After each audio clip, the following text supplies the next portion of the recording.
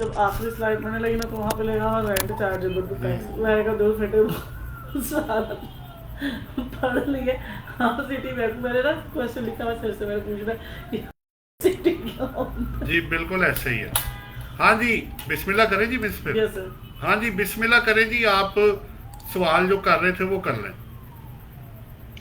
जी sir sir सबसे पहला जो आपका है प्रैक्टिकल एग्जांपल में सर, जी क्लेम जो रेंटेड आउट कर अपनी मंथली इसकी है 15,000 पे, जी जी उसके अलावा वो 100,000 एडवांस पे कर रहा था जी। सर। अब इसमें 110 ही क्यों इसमें लिया है डिडक्शन के लिए? देखिए, अगर आप फर्ज करें किसी से एडवांस में पैसा ले लेते हैं जी सर। और ठीक है, तो रेंट पे अगर प्रॉपर्टी नहीं चढ़ी हुई लेकिन एडवांस में पैसा आ गया है, जी तो वो 1/10 जो होगा वो नॉन एडजस्टेबल एडवांस का जो होगा वो आपकी इनकम फ्रॉम प्रॉपर्टी बन जाएगा। सर मुझे नहीं पॉइंट समझ मैं आया। सिंपल सी बात कह रहा हूँ ना। आपने इसकी ना बेस्ट एग्जांपल पता क्या आपके लिए जी जी अगर आपने दो दो दो चीजें, एक सिंपल चीज मिक्स कर लेते ना, वरना आपने फर्ज करें आपने किसी बंदे से पैसा एडवांस में ले लिया है, ठीक है, जी कि आप हमें एडवांस सिक्योरिटी डिपॉजिट करा दें, जी फिर जब आप सामान लेकर आएंगे तो फिर हम आपके साथ रेंट का एग्रीमेंट भी कर लेंगे। अभी पहले ठीक है आप अपनी सीरियसनेस दिखा दें और हमें आप अमाउंट जमा करा दें इससे पहले कि हम रेंट एग्रीमेंट साइन करें, जी और जब आप खाली करेंगे तो ये पैसे हम आपको वापस कर देंगे अगर आपने हमारी कोई और अमाउंट ना देनी हुई तो। ठीक हो गया? जी तो आपने पैसे ले लिए, ठीक है या आपने रेंट एग्रीमेंट अगर साइन कर लिया कि आप आज हमें पैसे दे दें, एग्रीमेंट इफेक्टिव होएगा 3 महीने बाद। उसने कहा जी 3 महीने के लिए मैं बाहर जा रहा हूं, ठीक है आपको मैं पैसे दे देता हूं सिक्योरिटी डिपॉजिट, ठीक है लेकिन रेंट मेरा शुरू होएगा, अजान हो रही है, जरा हो जाए तो फिर कर लेते हैं। ठीक है हाँ जी, ठीक ठीक सिर्फ 2-3 मिनट रुक जाए।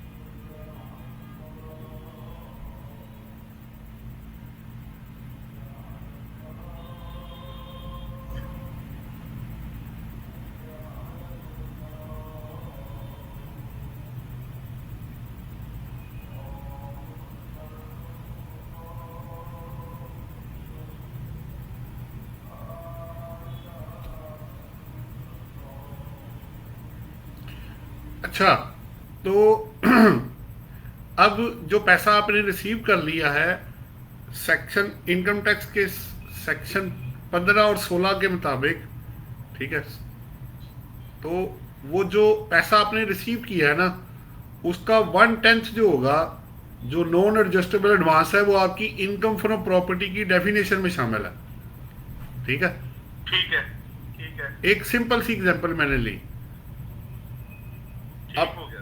अब अच्छा, अगर ये रूल है यानी कि हमने अगर हम ऐसे एडवांस लेते तो 1/10 उसको टैक्सेबल इनकम में डिडक्ट करें। जी वो आपकी ये रूल है। वो आपकी रेंटल इनकम में ना बेसिकली असल में ना 3 चीजें हैं। एक है रेंट, एक है फेयर मार्केट रेंट, जी और एक है रेंट चार्जेबल टू टैक्स। जी तो आपको तीनों चीजें क्लियर होनी चाहिए। पहले रेंट आएगा, जी रेंट है actual rent plus forfeited deposit. ठीक है, ठीक है ये रेंट है, इसका कंपैरिजन करना है फेयर मार्केट रेंट के साथ। ठीक है दोनों में से जो हायर होगा वो आगे जाएगा, यानी रेंट चार्जेबल टैक्स में, और उसमें फिर 1/10 ऑफ नॉन एडजस्टेबल एडवांस जो है वो ऐड किया जाएगा, तो ये आपका रेंट चार्जेबल टू टैक्स आ जाएगा। हो गया। अब अगर आपने किराए पे जगह दी नहीं, सिर्फ पैसा लिया हुआ है, एडवांस ही पैसा लिया हुआ है, और कल को वो आपने वापस करना है, तो फिर रेंट ज़ीरो हो जाएगा, और रेंट चार्ज और जो आपका 1/10 होगा वो आपका रेंटल इनकम बन जाएगा। ठीक है, ठीक हो गया। तो तीनों चीज़ें आपके जहन में होनी चाहिए, rent for fixed deposit, fair market rent and rent chargeable to tax. 4 चीज़ें बन गई हैं ये जी। सेकंड एग्जांपल पे वही आपने वो क्लियर कर दिया ना जी। वो फिर आगे जाके उसकी प्रैक्टिकल एग्जांपल इसलिए दी जाती है ताकि आपको चीज़ें जो हैं वो क्लैरिफाई हो जाए कि आपने पहुंचना कहाँ पे है। जी आपका next question. Sir, next question पे सोल्यूशन 3 पे है सर कि हमारी वो एनुअल सैलरी है 360,000। जी ठीक है सर। उसमें सर रमजान एक मिनट मेरे सर सोच में रमजान सेल्फ हायरिंग का केस है। सेल्फ हायरिंग वाला, यस सर। वो मिस बैठी कह रही है सेल्फ हायरिंग का केस है। ठीक है सर, वही डिस्कस करते हैं। तो पूछ लें आप। सर रमजान हो रही सर। अच्छा, आपकी अब शुरू होगी, ठीक है। आपके उधर 7:15 हुए हैं अभी? 7:20 हो गए। अच्छा, टाइम तो बराबर ही है। अच्छा, वो कुछ लोग लेट भी कर लेते थोड़ा सा।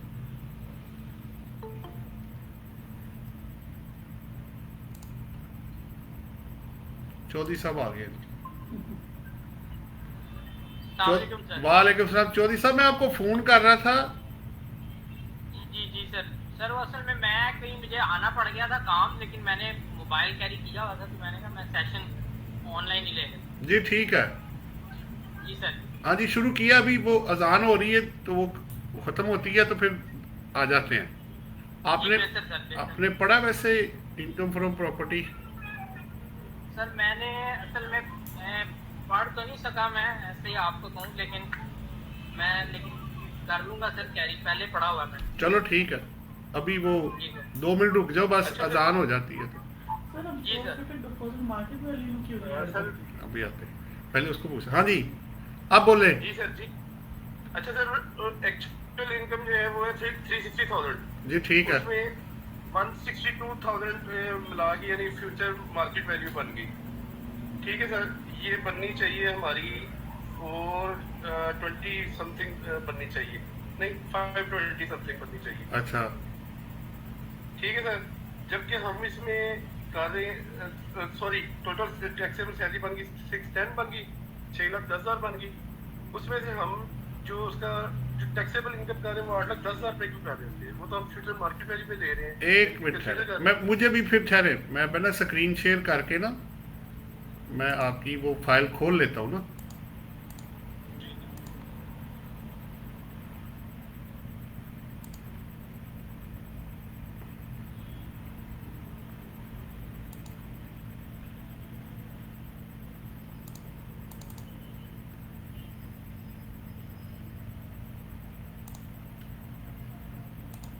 एग्जाम्पल 3 नंबर है ना?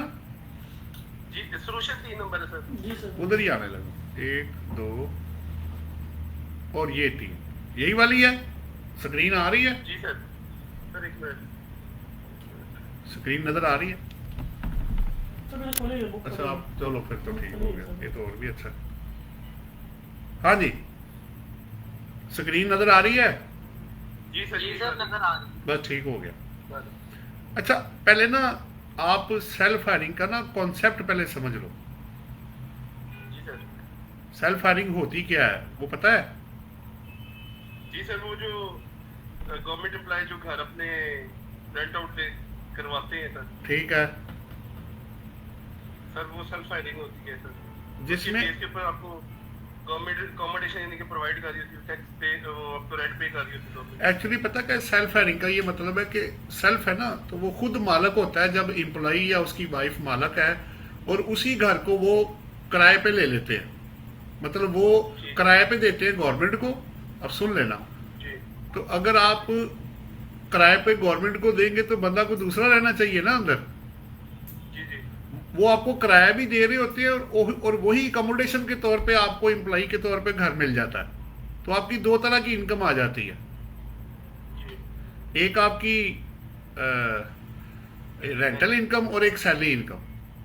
ठीक है सैलरी में चला गया, जी। और रेंट में आपने एक प्रिंसिपल जरा जेहन में रखना है, बड़ा इंपॉर्टेंट है कि लॉ ये कहता है कि अगर आपने ये जैसे पहले सैलरी देख लो ना, उसमें सैलरी जो ऐड की गई है, जी जी आपको यही कंफ्यूजन हो रही है ना कि सैलरी तो जो जी उसकी थी 3,60,000 थी, जी उसके बाद उसको अकोमोडेशन का जो बेनिफिट मिला है वो भी ऐड किया गया है। ठीक है फिर उसके बाद जो एक्चुअल रेंट है वो ऐड किया गया है, उसको फेयर मार्केट वैल्यू से कंपेयर नहीं किया गया। सही है, बिल्कुल सही है। तो टोटल टैक्सेबल इनकम 8, ये शॉर्ट जवाब है, डिटेल बाद में बताता हूँ। यहां तक कोई इतराज है या मैं जरा डिटेल की तरफ जाऊं फिर? सर इसमें मुझे दो चीजें ना, देखिए हमने फ्यूचर मार्केट जो रेंट है वो भी कंसीडर कर लिया और एक्चुअल भी कंसीडर कर लिया। एक मिनट रुक जाओ यहाँ पे। पहले आप ना सेल्फ हायरिंग की बेस क्लियर करो कि आपको दो तरह की इनकम है। सैलरी में चला गया जी और रेंट नीचे आपको अलग से आ रहा है। दो इनकम रिसीव की ना आपने, दो इनकम दो गई तो दोनों को ऐड कर दिया मैंने। यहाँ तक ठीक है? यार ठीक है हाँ जी। अच्छा, अब कैलकुलेशन कैसे हुई कि सैलरी में एक्चुअल सैलरी और अकोमोडेशन जो आपको दी गई 45% ऑफ बेसिक सैलरी या fair market rent whichever is higher. ठीक है फिर जब अगर आपने ऊपर फेयर मार्केट रेंट लिया ना, ऊपर यानी सैलरी में, तो नीचे रेंट का जो फार्मूला है ना वो अब फेयर मार्केट वैल्यू से कंपैरिजन नहीं करना, वो एक्चुअल रेंट आएगा। अच्छा वह एक्चुअल रेंट आएगा। हाँ जी। ठीक है अगर ऊपर 45% ज्यादा होता तो फिर नीचे आपने 2.5 लाख लेना था। अच्छा अच्छा अच्छा ठीक है, सही। ये भी एक चक्कर है ना अंदर, क्योंकि वो उसने कहा कि अगर आप, पहली बात तो यह कि आप अपने मुल्क के अंदर जहां लोग एक इनकम देने को तैयार नहीं, आप दो इनकम दे रहे हैं जी और ऑफर कर रहे हैं।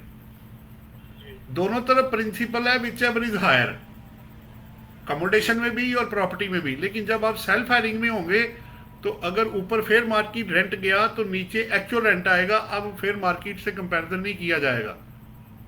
ठीक है लेकिन इसका उल्टा कर दो, अगर ऊपर 45% ज्यादा हुआ हाँ जी, सही तो है। फिर पीछे नीचे जो आएगा विच एवर इज हायर ही होना है। सही है, समझ आ गई बात मैंने क्या कहा? बिल्कुल सही है सर। फिर हम 200,000 ऊपर ले जाएंगे, 250,000 हम नीचे फिर consider अगर करेंगे। ऊपर 45% ज्यादा होता 2.5 लाख से, फर्ज करो 45% निकला था 3 लाख रुपए, फिर हमने तो 3 लाख लेना था, 3 लाख ऊपर आना था, फिर नीचे 2.5 आना था। नीचे नहीं आ जाना था। ठीक है, तो उन्होंने एक फैसिलिटी दे दी कि अगर आप दो इनकम ऑफर करेंगे सेल्फ हायरिंग में तो हम आपको रेंटल इनकम में आपको एक फैसिलिटी देंगे कि आप एक्चुअल रेंट पे आ जाए। जी सर। और रेंट की डेफिनेशन है actual rent plus forfeited deposit. Actual rent plus 450। अगर होगा तो, अगर जब्त जैसे एडवांस जब्त नहीं हो जाता बयाना, बिल्कुल सही। वो अगर रेंट हम एडवांस नहीं देते फिर वो अलग है, फोरफिटेड डिपॉजिट अलग है और नॉन एडजस्टेबल एडवांस अलग है। अच्छा ठीक है। वो मैं अभी आपको डेफिनेशन जब कराऊंगा तब है। और इस ये क्लियर है? जी सर ये क्लियर हो गया। कोई और सवाल है आपका? सर वो मैं आपसे सर फिर करता जाता हूँ किसी और का, तो वो भी देख ले। मैं सर आपसे नेक्स्ट करूँ सर आप? नहीं, अगर सवाल है तो आप कर ले, अगर कहते हो तो मैं दूसरे को मौका दे देता हूँ। सर उन्हें वैसे मिलना चाहिए मौका। मेरे सवाल आप फिक्र ना करें, मौका नहीं मौके देंगे हम, फिक्र ना करो आप। ठीक है, इंशाल्लाह पहले तसल्ली करो, पहले वो अपनी तसल्ली पहले अपनी तसल्ली आप कर लो। मेरे तो बड़े लंबे सवाल है। सर वो इंशाल्लाह इधर ही आपके पास ही वो साथ बस ठीक है, ठीक हो गया ना भाई, ठीक हो गया। अच्छा जी, आगे कौन चले? मिस आपने करना है कोई एक? अच्छा चौधरी साहब, आपका कोई सवाल है? नहीं सर, मैं चलो। अपनी बस करता हूँ। चलो जी, ਤੁਹਾਡੇ ਵੱਲੋਂ ਜਾਨ छूट गई ना साड़ी, ठीक हो गया ना? हाँ जी मिस आप आओ जी, ताकि मिक्सअप कर, एक आपका लेते एक उनका ले लेते हैं।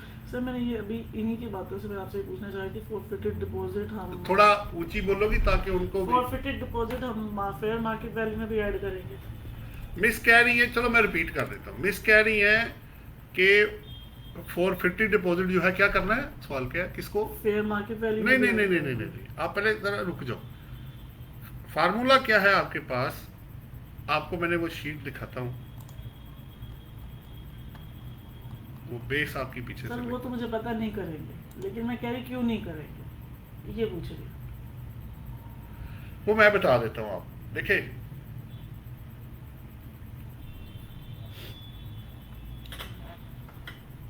अगर मैं आपकी बात मान लूं, ये पहले भी सवाल हुआ था, तो आप तो मेरी इनकम को ज्यादा ऑफर कर देंगे। टैक्स ने आपको एक फैसिलिटी दी कि आपने एक्चुअल रेंट को फेयर मार्केट रेंट से कंपेयर करना, ऐसे और रेंट के अंदर उन्होंने 450 डिपॉजिट ऑलरेडी शामिल किया हुआ है। ऐसे ही। इन दोनों में से जो हायर होगा वो बाहर आएगा, हाँ जी। फिर उसमें non adjustable advance if any होगा तो ऐड होगा, वो add होगा। तो फिर वो निकलेगा rent chargeable to Tax। Tax receipt side. अगर मैं आपकी बात मान लूं, ये पहले भी लाहौर टैक्स बार में सवाल हुआ था कि आप रेंट को कंपेयर करके फिर मार्केट रेंट दोनों में से हायर में क्यों नहीं ऐड करते, हाँ ऐसे ही। तो आप तो फिर इनकम ज्यादा ऑफर कर देंगी। सर वो कैसे? कैसे? आपका रेंट है 10 लाख रुपए, जी 450 डिपॉजिट है 50 लाख रुपए, जी ठीक है? ठीक है ठीक। समझ आ गई बात की? अब बोलूं आगे और? नहीं सर समझ आ पहुंच गए हो ना? पहुंच गए हो? मैं अंडरस्टैंड कर गया। हाँ, ये पहले लाहौर टैक्स बार में मेरे उस्ताद ने मुझसे सवाल किया था, आज से 6-7 साल पहले। तो मैंने कहा जी आप इस तरह करके, जब लो आपको एक फैसिलिटी दे रहा है कि ऐड करके कंपैरिजन करो, और आप उल्टा अपना ही कोई तरीका डिवाइस कर रहे हैं। एक तो लीगल बैकिंग आपके पास कोई नहीं होनी, और दूसरा आपने ज्यादा इनकम ऑफर कर देनी है। वहां पे फर्क करो, रेंट है 10 लाख रुपए, फेयर मार्केट रेंट है 15 लाख रुपए, तो आप तो 15 लाख में 50 ऐड करोगे जी तो वो तो 65 लाख हो जाएगा, हाँ जी। जबकि आपकी जान तो 60 लाख पे छूट रही थी। छूट रही थी आज। समझ आती बात? ऐसे। जी सर। बड़ा इसमें भी वो लाइन एक ड्रॉ करनी पड़ी ना कि आप क्या कह रही हैं, लॉ क्या कहता है, और रिजल्ट क्या निकलेगा। सर मैं भी मतलब अगला ये सवाल। एक सवाल है, पर इसमें नहीं एक मिनट जी, अगला सवाल आप। जो फेयर मार्केट वैल्यू से अगर रेंट कम होता है तो वो बाकी का इनकम में ऐड कर देगा ना। मैं बताता हूँ ना, पहले तो आप देखो ना, रेंट की डेफिनेशन ये सामने आपके पड़ी हुई है, ये देखो क्या लिखा है, पढ़ो जी चौधरी साहब। रेंट मीन्स, जी सर ये लिखा है कि एक्चुअल रेंट नहीं रुक यानी रुक जाओ, आपको स्क्रीन छोटी नजर आ रही है ना, सर आप पढ़ो भी। Rent rent means any amount received or receivable inclusive of forfeited deposit for sale of land and building ठीक हो गया। by an owner of a land or a building as consideration for the use of occupation of or the right to use or occupy the land or building। बिल्कुल ऐसे ही है, जो आपको rent उस जगह के इस्तेमाल करने पे मिलेगा, रिसीव्ड और रिसीवेबल, ऑक्युपाइड हुआ कि नहीं हुआ, with inclusive of forfeited deposit, ठीक है, इफ एनी। Ji sir. ठीक है भाई, आपने एक बंदे की अमाउंट फॉरफिट कर ली है, आपने वापस नहीं करनी, तो इनकम तो बन गई ना आपकी। बिल्कुल सर, इनकम में ऐड होगी, प्रॉपर्टी की इनकम में ऐड। लेकिन ऐसे होता बड़ा कम है, लेकिन हम रोक नहीं सकते प्रैक्टिकल लाइफ को, कुछ भी हो सकता है। ठीक है, और फिर एडवांस वगैरह तो हो ही जाते हैं लोगों के। फिर आगे नीचे रेंट चार्जेबल टू टैक्स, उसमें फिर actual rent if any as above, और फिर market rent whichever is higher आ गया। उसमें फिर लॉ कहता है कि आपने ऐड करना है 16 में 1/10 of non adjustable advance if any. जी ठीक हो गया सर। जब आपने जेन में रखना है कि rent if any, forfeited deposit if any, fair market rent तो होगा, और चौथा non adjustable advance if any. अगर होगा तो आएगा, और अगर नहीं होगा तो नहीं आएगा। जी बिल्कुल सर। ठीक सर है। मेरा असल में मैं कह रहा था कि सर जो फेयर मार्केट वैल्यू है, जी जैसे कि हम अपनी ये ऑर्गेनाइजेशन के अंदर ऑनर्स की ही बिल्डिंग होती है हाँ। और वो खुद ही रेंट पर ले लेते हैं, तो अच्छा। हम कभी जो है ना उसका रेंट ज्यादा शो कर देते हैं जी, खर्चा ज्यादा आ जाए। अच्छा, ठीक है, यानी कंपनी का जो रेंट है वो ज्यादा शो कर देती है। नहीं या कई लोग कम भी कर देते हैं। नहीं, जो देखिए फेयर मार्केट वैल्यू, कर ले बात कर ले आप। तो सर फेयर मार्केट वैल्यू कम होगी जब, जैसे रेंट था फेयर मार्केट वैल्यू से 10 लाख रुपए, हमने 5 लाख रुपए ले रहे थे, हाँ तो सर वो 10 लाख से कंसिडर करके 5 लाख डिफरेंशियल इनकी प्रॉपर्टी इनकम में ऐड करेगा ना। जी बिल्कुल ऐसा ही है, बिल्कुल सही कह रहे हैं आप, ऐसा ही है।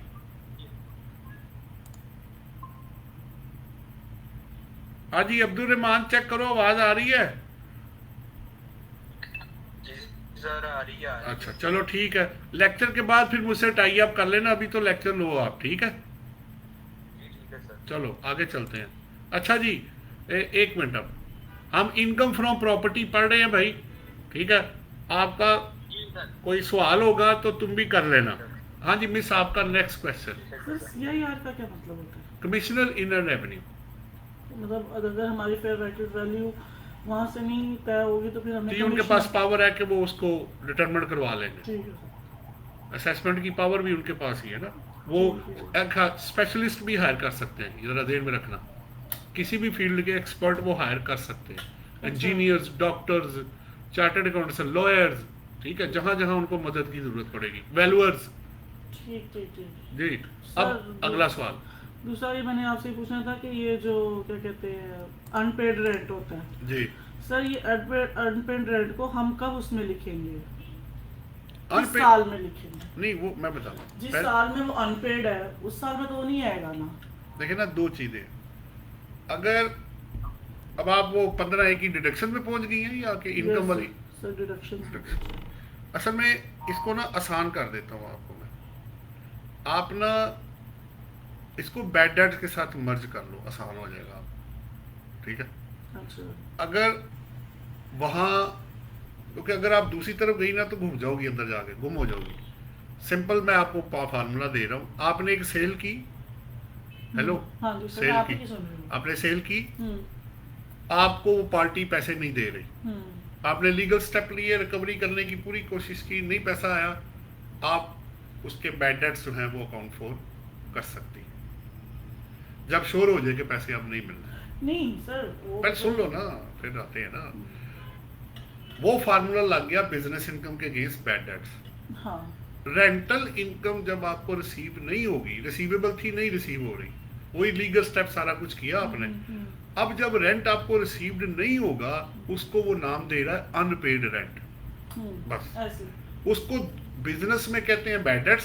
सर मैं यही तो पूछना चाह रही हूँ कि 2024 में हमें कराया, मतलब हमने तो अप्रूवल बेस पे लिख रहे हैं ना, लिख लिया 2024 में हमने उसको ऐड कर लिया, उस पर हमने टैक्स भी दे दिया, जी 2025 में जाके हमें पता लगा कि जी वो हमें रेंट तो रिसीव नहीं हुआ, जी। तो हम उसको 2025 की डिडक्शन में अलाउ करवाएंगे। जी ऐसे ही है, क्योंकि वो यही फिर चीज़ पूछना चाह रही हूँ। जी उसकी रिवर्सल वो जिस साल में जब पता लगेगा कि वो हमारा अनपेड है तो वो डिडक्शन आपको अगले वो साल हम में अगले मिलेगा। उस साल में हमें डिडक्शन जी ऐसे ही है, बिल्कुल ऐसे ही है। ठीक ठीक ठीक। तो लेकिन सर जो एडवांस हमने लिया उसमें से हम डिडक्ट भी कर देंगे उसे, फिर वो उसी सेम मंथ में कंसीडर कर लेंगे। नहीं नहीं, बात दो चीजें, वो तो नॉन, वो तो जब खाली करेगा तब देना है ना, अच्छा अभी तो अच्छा, आप- हम इसमें ट्रेड नहीं करेंगे। अभी तो पावर नहीं है ना, अगर तो वो भागने लगा है तो फिर बात और है, ठीक है। समझ आ रही है ना बात? अभी तो ये है कि अगर अनपेड रेंट है, और दूसरी बात यह है कि सिक्योरिटी डिपॉजिट जरूरी नहीं होता कि हर केस में होगा, हो भी सकता है और नहीं भी हो सकता है। ऐसे रेंट एग्रीमेंट्स भी हैं जहां सिक्योरिटी डिपॉजिट है ही नहीं, जी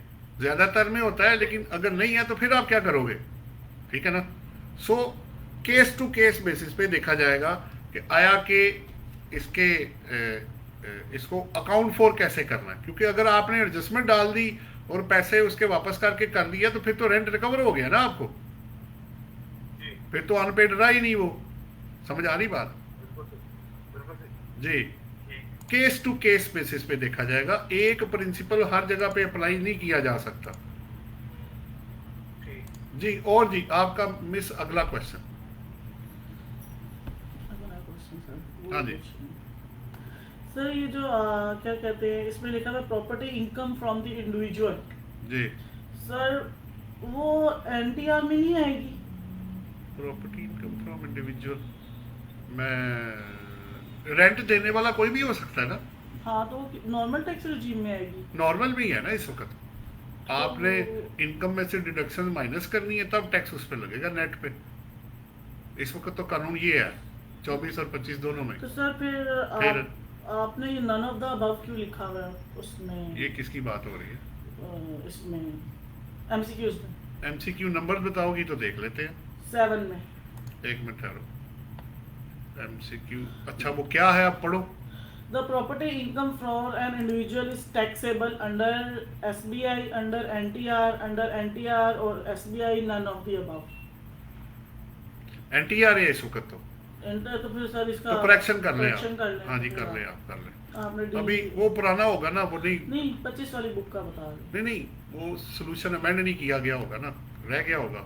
क्योंकि मैं क्यों एनटीआर में आता है जी तो एनटीआर एनटीआर में आएगा ना, एनटीआर मुझे नंबर बाद में बता देना, ठीक कर दूंगा अंदर जाके भी 7। आप एनटीआर में उसको करो ठीक है सर। और आगे चलो। सर एक और book है। जी। अच्छा सर, जी सर ये जो आपने 9 नंबर पे बनाया हुआ है टैक्स का एक शेड्यूल सा बनाया हुआ है, उसमें सर, आप इनका question बोलिए। रूल्स हैं। उसमें क्या है? Up to 6 lakh, sir up to 6 lakh तक 0% यानी कि कोई इस पे टैक्स नहीं है। वो स्लैब रेट होंगे ना, खैर वो भी देख लेते जी, हैं। स्लैब। 9 नंबर पे है, स्लैब अभी कर निकाल लेते हैं। 9 नंबर। ये सर सर पेज बनता है 23rd बनता है पेज। ये आ गया जी, आपके सामने है। अच्छा एक मिनट सर, मैं देखें, आपको स्क्रीन शेयर की हुई है मैंने। जी सर। अब इशू क्या है आपको? यही। सर इसमें ये बताएं कि जो जिसकी यानी कि मंथली एनुअल पर एनम बनेगी 6 लाख, उस पर कोई टैक्स नहीं होगा। ये स्लैब रेट पता कब अप्लाई करने हैं? पहले आपने अपनी इनकम में से डिडक्शंस माइनस करनी अलाउएबल। सर डिडक्शन किस तरह, कौन सी वाली? 15A की डिडक्शन है ना अभी इसके अंदर, प्रॉपर्टी टैक्स है, रिपेयर अलाउंस है, वो डिडक्शन अभी माइनस होनी है, ग्रॉस पे नहीं टैक्स लगना। सर मैं आपको बताता हूँ कि मेरे पास है ना बिल आया इसका, रेंट का बिल। अच्छा, तो उस पे यानी कि वैसे उस स्लैब में 300,000 पे आपका कोई टैक्स नहीं था, मैंने इस पे टैक्स पे नहीं किया।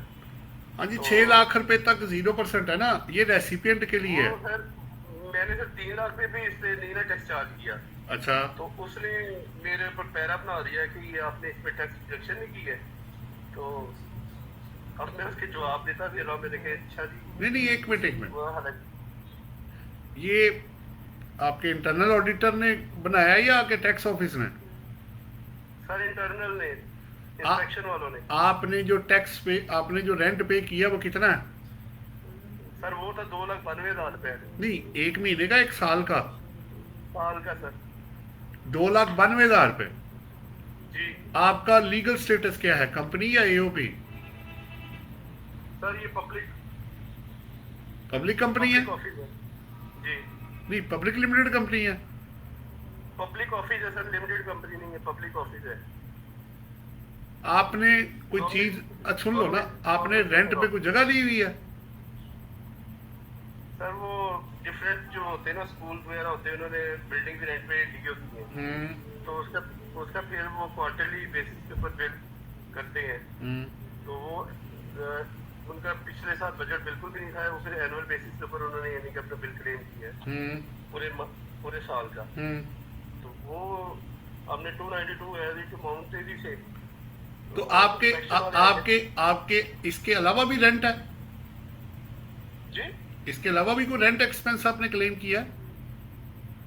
इसके अलावा नहीं बस यही है टोटल? जी। टोटल रेंट के हेड में सिर्फ 2,92,000 रुपए है। 2,92,000। अच्छा, दूसरा सवाल ये है, टैक्स ईयर कौन सा है? 224 223 224। हाँ तो उस पर 6 लाख ही था ना उसके ऊपर? जी वही बात है ना सर, उस पे था 3.5 लाख रुपए का। हाँ पहले, स्लैब पे। हाँ जी पहले स्लैब, हाँ जी ठीक है, तो आपका तो उसके अंदर आ गया ना? सर मेरा भी यही क्वेश्चन है कि मैंने हालांकि रूल्स के अकॉर्डिंगली से टैक्स का नहीं होता था। उसमें आपने मेरा पैरा बना एक पॉइंट सिर्फ रहता है कि आप चेक कर लो कि पहले ना विद होल्डिंग वाले के रेट अलग थे और रेसिपिएंट के रेट अलग थे। तो 155 के जो रेट्स थे उसमें मेरा हाल है 2 या 2.5 लाख की लिमिट थी। वो ज़रा चेक करना पड़ेगा कि कानून जो है ये कब बदला है, समझ आई बात? जी सर ठीक है। ठहरो, मैं ऑर्डिनेंस खोलता हूँ, आपको जवाब देता हूँ, सब्र करना ज़रा, लाइन पे रहना। फाइनेंस टैक्स ऑर्डिनेंस खोल लेते हैं ना, अभी पता लग जाएगा। 2324 आपका टैक्स ये 2023 है या 2024 है? सर 23-24 है ना? नहीं, 1 जुलाई 2023 से 30 जून 24 है। जी जी। अच्छा, एक मिनट ठहरो, फिर दूसरा खोलना पड़ेगा, ये वाला।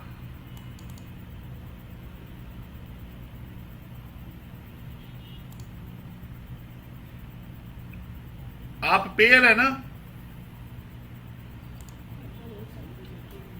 सर उसका स्टेटस नहीं कंफर्म है, टैक्स पेयर है। नहीं नहीं, आप रेंट पे कर रहे हैं ना यार,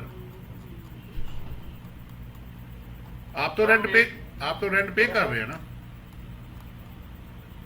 सर मैंने तो जस्ट बिल प्रोसेस किया ना, रेंट पे करने वाले स्कूल अथॉरिटी, एजुकेशन अथॉरिटी, हाँ, एक मिनट सब्र उनका करो, बिल था। मैं आपको अभी बता देता हूँ।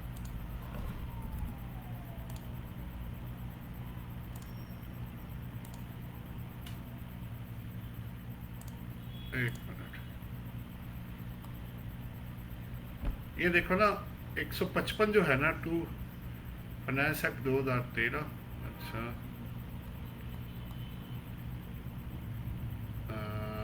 153, ये 155 है 2023 में।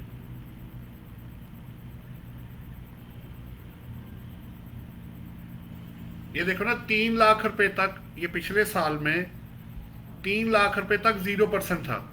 समझ आ रही बात? जी बिल्कुल ऐसे ही ऐसे ही। ठीक है, एक मिनट, 21 में ये सब्सिट्यूट हुआ है, ठीक है, 1 जो है, उससे पहले 2 लाख था, ठीक है। हाँ जी तो आपने 3 लाख रुपए तक 0% काटना था ना। जी सर। तो आप ये प्री ले लो कि जी 2024 के अंदर जो पेयर 155 सेक्शन था, उसमें पहले स्लैब पे 0% टैक्स है 3 लाख रुपए तक। बिल्कुल सही है। तो फिर तो आपकी चीज हल हो गई। चलो आगे चले, सर मैं पूछूं? जी सर। आपका मसला हल हो गया। हाँ जी, अब कौन आएगा? सर मैं पूछूं? हाँ जी, आप बोले। सर क्वेश्चन नंबर 6 MCQs में आपने लिखा हुआ है कि where the rent include charges for utilities जी जी then dash should be charge to tax under the income from property. जी, ठीक है, मतलब सर उसमें से हम रेंट में से हम यूटिलिटीज की अमाउंट को लेस करें, माइनस कर देंगे, ऐसे ही ये आंसर होना चाहिए। जी, तो ऐसे सर ही। इसमें आपने ये क्यों लिखा हुआ है कि रेंट में से हम एक्सपेंडिचर भी माइनस करेंगे? असल में पता क्या है, लॉ ये भी कहता है कि अगर सर वो आपको, तो इनकम फ्रॉम अदर सोर्स में जाके नहीं हम माइनस करेंगे। नहीं, उसने ये भी कहा हुआ है कि अगर आपको नहीं, इनकम फ्रॉम अदर सोर्सेज में यूटिलिटीज ने जाना है। यूटिलिटीज ने जाना है अब और रुक वहीं जाओ पे ना, हम उसके एक्सपेंसेस को अब माइनस रुक जाओ ना।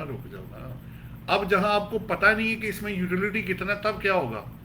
तब की बात यही तो वो और क्वेश्चन है। ये तब दो की बात दो तो दो और है चीजें ना। ना। अगर आपको पता है तो एक्चुअल अमाउंट यूटिलिटीज ने दोनों सूरतों में वहीं जाके टैक्स Income हो from रहा source है। में। वो तय बात है। हाँ। पता है या नहीं पता, एक में आप एक्चुअल माइनस करेंगी, एक में जो एक्सपेंडिचर है वो माइनस कर लेंगे। बस ये प्रिंसिपल आपको समझाया जा रहा है। प्रैक्टिकल लाइफ में तो पता होता है ना।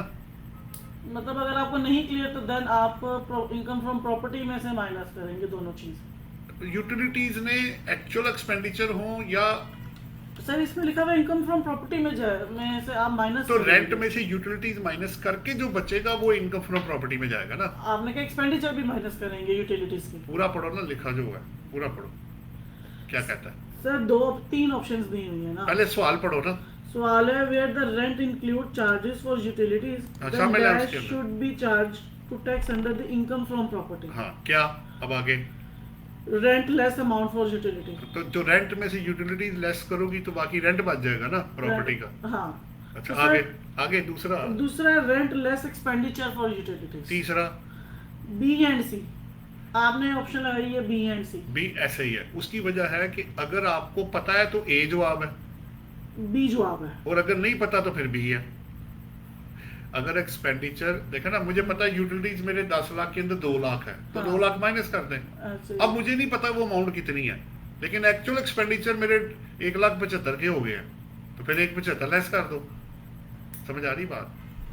प्रैक्टिकल लाइफ में हमें पता होता है कि यूटिलिटीज का एक्सपेंडिचर कितना है, ऐसे ही है। लेकिन कई दफा ये होता है कि कुछ चीजें ज्वाइंट हो जाती हैं। मैंने एक मीटर इकट्ठा रखा हुआ है, हम्म, अब आप बात सुनना। अब मुझे नहीं समझ आ रही कि इस बंदे का जो बिजली का वो कितना है। तो मैंने एक जो मैंने कहा यार चलो फिर 1.5 लाख तो दे दो ना तुम मुझे। समझ आ रही बात? सो प्रैक्टिकल लाइफ उसके अंदर डाइवर्सिटी पैदा करेगी कि अगर एक्चुअल पता है, मतलब आपने कहा जी ये बिल तेरे हैं, ये भाई मैं बीच में से माइनस कर रहा हूँ, या तय हो गया जी इतने मैंने तुमसे लेने हैं, ठीक। या मीटर इकट्ठा भाई तुमने हर दफा, चूंकि तुम्हारा यूजेज कम है, एसी नहीं है, जो बेसिस बनेंगे तुम इसमें से जितना बिल आएगा तुम इसमें से मुझे 1 लाख रुपए वापस कर दो। अब वो एक्चुअल तो नहीं है, एक्सपेंडिचर बेस होगा फिर कि मैंने अज्यूम किया कि तुम्हारा जो लोड है वो इतना है, उस हिसाब से एस्टिमेशन में इतने पैसे तुम मुझे दे दो। समझ आ रही बात? ठीक है तो प्रैक्टिकल लाइफ सिर्फ मतलब किताब आपको बेस बता रही है और उसके अंदर जो डाइवर्सिटी पैदा कर रही है वो प्रैक्टिकल लाइफ कर रही है। सर। लेकिन दोनों सूरतों में एक चीज तय है कि रेंट ने रेंट में जाना है ऐसे ही और है। यूटिलिटीज ने income From from other other sources, source. yeah. यहाँ तक बात होगी। अब आगे सर चलो। क्वेश्चन नंबर 15 है MCQs। हाँ जी, सर उस वो मुझे जरा बताएं। इशू क्या है वो बोलो ना। In case where the property is hired by the employee and the rent is payable by the employer, ठीक हो then गया। shall be included in the salary income of the employee. जी पढ़ लो अब आगे ऑप्शन क्या है। Actual rent, fair market value of the rent, none of these. जी अब मेरे हिसाब से जो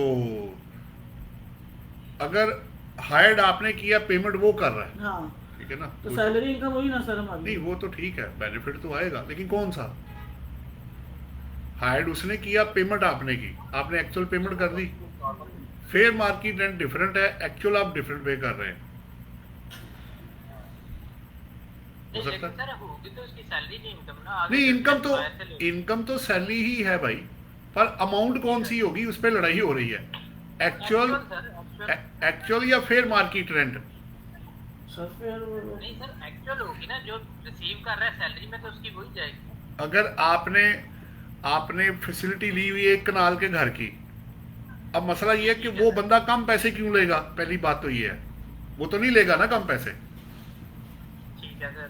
देखो ना, आप फर्ज कर लो इसकी, अब जहां लो आपको अलो करेगा वहां कॉस्ट है, जहां फेयर मार्केट है वहां फेयर मार्केट है। यूटिलिटीज में आपको अगर याद हो तो परक्विजिट्स में ये लिखा हुआ था कि जो fair market value of benefit आपको पास ऑन होगा वो आपकी इनकम बनेगा। समझ रहे हो नहीं, लेकिन सर भाई? सुनो ना, आपने एक घर लिया, सुनो, आपने एक घर लिया 1 कनाल का, जी बिल्कुल सर, ले आप तीनों पार्टीज ने मिलके वैल्यू अंडरस्टेट कर दी जी बिल्कुल पक्का, टैक्स बचाने के लिए। जी ठीक है। तो अब टैक्स वाला किधर जाए? वो कहेगा जी, आप कहेंगे जी एक्चुअल मैंने दिया 2 लाख लेकिन फेयर मार्केट रेंट बनता है 10 लाख, तो डिपार्टमेंट वहां चने चबाने आया हुआ है, वो क्या करे? समझ आ रही? फिर वो लैंडलॉर्ड की इनकम में यार ओहो, वो तो उसको तो मिलेगी बेनिफिट आप भी तो ले रहे हैं ना, आप भी तो घर में रह रहे हैं ना। अगर एक ट्रांजैक्शन आपने कर दी है, फर्ज कर लो एक्चुअल अमाउंट पे, और वो फेयर मार्केट वैल्यू से कोप अप नहीं हो रही, यानी जो आप एग्रीमेंट कर दें डिपार्टमेंट मान ले वो, फिर इज इट सो?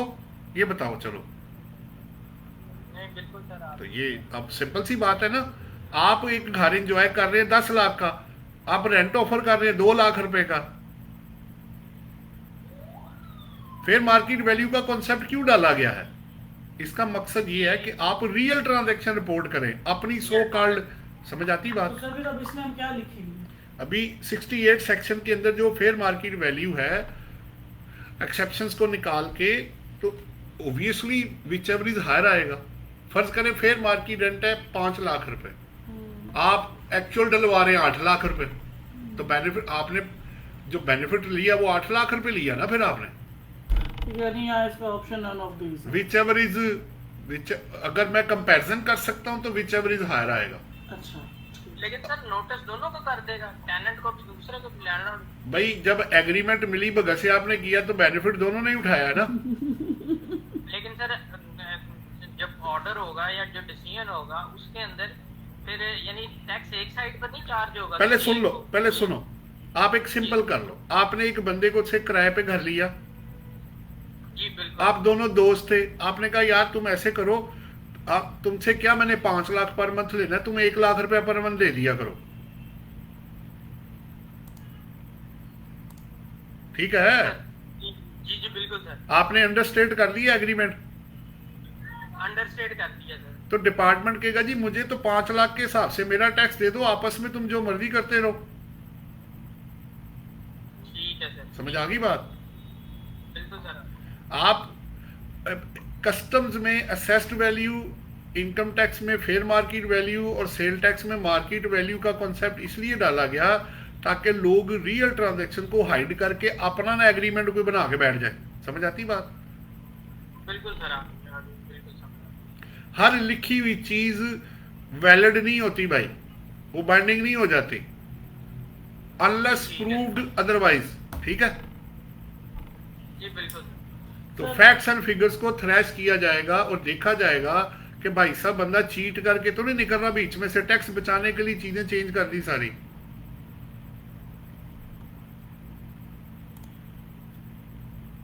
ठीक है? जी बिल्कुल सर, ठीक है। और कुछ? सर ये जो आपने 15% लिखा हुआ है अपने नोट में, ये रेट किस चीज़ का लिखा हुआ है? कंपनी का रेट आपने लिखा हुआ है 29% इनकम फ्रॉम प्रॉपर्टी के लिए। मैं बताता हूँ तो फिर आपको, वो 15% जो क्या है, 29% और 20% है वो कंपनी एज ए 15% रेसिपेंट, और 29%। जी वो पहले डिफरेंट भी रहा है ना, वो कंपनी का रेट अपना है, अच्छा, स्मॉल कंपनी हुई तो 20%, 20% है, अदरवाइज 29%, 29%। या बैंकिंग का अलग से तो सर ये 35%। 15% क्यों लिखा हुआ है? ये बीइंग एज अ रेसिपेंट, वो मैं बता देता हूँ, वो असल में ये है, वो ये है कि अगर एक्चुअली दो चीजें अलग अलग हैं। वो ये कहता है कि आप जिसको पे कर रहे हैं, अच्छा अगर वो इंडिविजुअल और एओपी है तो स्लैब रेट, ठीक है, और अगर वो कंपनी हुई तो फिर आप 15% काटेंगे। इनकम पे अलग रेट है उसके, ये विद होल्डिंग का रेट है जिसने आपको पेमेंट करनी है, मतलब जो कंपनी को पे कर रहा होगा वो 15% काटेगा 15% काटेगा फ्लैट फ्लैट ग्रॉस अमाउंट पे, ग्रॉस अमाउंट डिडक्शन से पहले। डिडक्शन से पहले। रेसिपिएंट डिडक्शन माइनस करेगा, अच्छा, उस पे अपने रेट लगाएगा। वो फिर जो कंपनी है वो 29% लगाएगी। जी ऐसे ही है ये तो फिर डबल टैक्स नहीं डबल नहीं है, उसका क्रेडिट बाद में आपको मिल जाएगा, वो जो कटा हुआ है ना, हाँ वो उसका 15% क्रेडिट आपको हाँ जी मिल वो जाएगा, एडजस्ट हो जाएगा। बिल्कुल एडजस्ट हो जाएगा। वही ना, तो कंपनी तो बेचारी दो दफा टैक्स नहीं अगर उधर बिजनेस में लॉस हुआ तो सारा रिफंड आ जाएगा।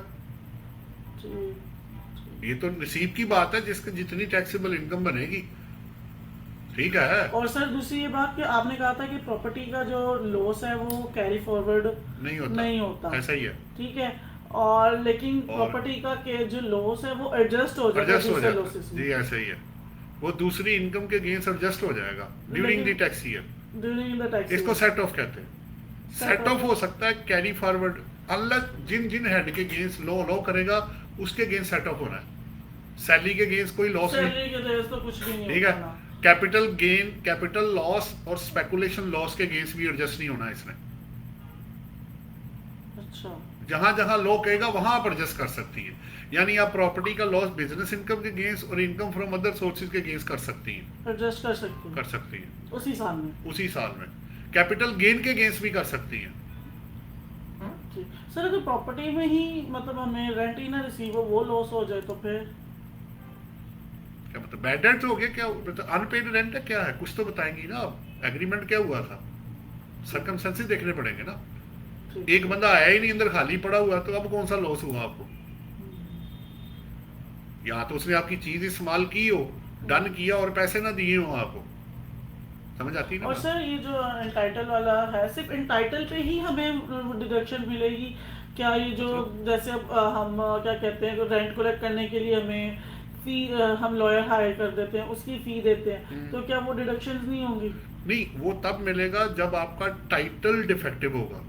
अगर कोर्ट में केस चला गया, टाइटल पे झगड़ा होगा, वो कोई बंदा कहता है ये मेरा है, आप कहती मेरा है, घर है, वो लड़ाई चल पड़ी, अच्छा, तो वो टाइटल को डिफेंड करने के लिए जो पैसे आप वकील को देंगी वो, सिर्फ बस वही और वो deduction। भी रेंटेड वाला, ठीक। जाती नहीं। उसके अलावा जैसे अगर हम रेंट को लेट करना चाह रहे हैं और हमें रेंट कोई नहीं दे रहा और हम उसके लिए वकील हायर करते हैं रेंट को नहीं, वो लेकर, टाइटल डिफेंड करने के लिए तो नहीं है ना। तो इसीलिए वो नहीं, हमारे वो उसमें नहीं है। असल में लॉ जब स्पेसिफाई कर देता है तो आप फिर उससे बाहर नहीं जा सकते, ठीक है। ठीक। लेकिन लॉ ये भी कहता है कि होली एंड एक्सक्लूसिवली भी बिजनेस के लिए जो एक्सपेंडिचर है वो क्लेम कर सकते हैं। और सर दूसरी, अगर जैसे अभी ये इनकी जो एंड पे एग्जांपल्स हैं उसमें दो एग्जांपल थी कि दो पार्टीज ने घर खरीदा, आपने एक को तो simple as it is solve कर लिया इंडिविजुअल के तौर पे, दोनों को अलग-अलग जी। इंडिविजुअल, लेकिन अगले क्वेश्चन में आपने उसको एओपी में कंसीडर वो- कर वो- लिया। वो- सर वो क्यों, वो देखे ना, दो चीजें होती हैं। अगर जबकि ऊपर लिखा भी नहीं है कि वो एओपी है। को ओनरशिप में ये होता है कि जब एक प्रॉपर्टी के एक से ज्यादा मालक होते हैं ना, उसे को ओनरशिप कहते हैं। हाँ ऐसे ही है। उसमें 66 सेक्शन ये कहता है कि तब आपने रेंट को डिवाइड करके टैक्स देना है। ऐसे ही है। बट ये आपका- प्रिंसिपल बिजनेस इनकम पे अप्लाई नहीं होगा। अगर दो या दो से ज्यादा मिलके बंदे बिजनेस करते हैं हाँ। तो वो एओपी ही कंसिडर होंगे। हाँ ऐसे ही है। ये प्रिंसिपल सिर्फ आपकी रेंटल इनकम तक है। तो सर फिर आपने उसको एओपी क्यों कंसीडर किया, मैं यही तो पूछना चाह रही हूँ, दो चीजें अलग अलग है। जबकि ऊपर लिखा नहीं कि वो एओपी है। मैं बताता हूँ आपको। क्योंकि देखिए ना, आप और मैं, हम एक बंगला लेते हैं, हम उसको नहीं, किराए पे दे देते उसमें हैं। मैं आपको पहले आप और मैं पार्टनर थोड़ी हैं। नहीं पहले जैसे रुक- बाप बेटी है, कोई घर किराए पहले पे रुक दे जाओ दिया। ना, रुक जाओ। पहले आपको ये डिसाइड करना है कि ये केस एओपी का है या ओनरशिप है। पहले सुन लो। ownership है सर। नहीं, दोनों में फर्क होता है।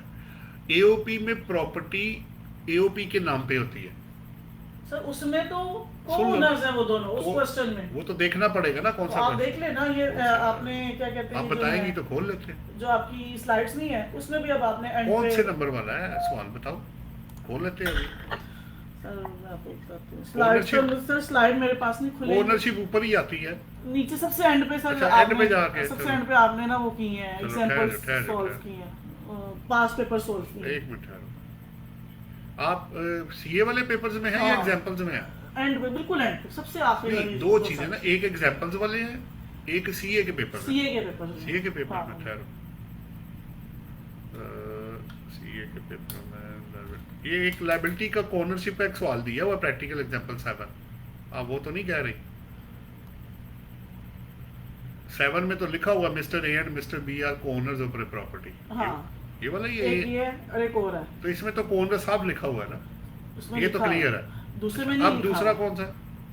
फिर ये इससे अगला जो सवाल है ना, हाँ। उसमें लिखा partner in X Y associates running a hotel, net income each partner, ये प्रॉफिट, ये असल में ना आपको देखना पड़ेगा। ये 8 नंबर जो केस है ना, ये ओनरशिप की है, लेकिन साथ में ने बिजनेस इनकम डाल दी है, तो बिजनेस इनकम में ये प्रिंसिपल अप्लाई नहीं होना। नहीं होगा ना, तो फिर आपने एओपी में क्यों डाली है? तो इसलिए तो एओपी में डाली ना, क्योंकि आपको ओनरशिप गया। यही तो समझा रहा था मैं आपको। अगर आप दो बंदे हैं, एक प्रॉपर्टी के मालक है, आपने एओपी नहीं बनाई, आप और आपका हस्बैंड मालक है, आप अपने अपने शेयर पे आधी रकम आपने दी, आधी आपके हाँ, हस्बैंड ने मेरे दी। सामने करें। ये लो, ये लो, ये नहीं सर ये नहीं है एक सर, एक end पे, पहला end पे, बिल्कुल था, end पे, सर नहीं। एक पहले ओनरशिप का मिसाल सर दे। अब आप 63 वाली स्लाइड पे जाए, 62 एंड पे सीए के पेपर्स में वो सर। फिर देख लेते, आगे जाना पड़ेगा वो तो।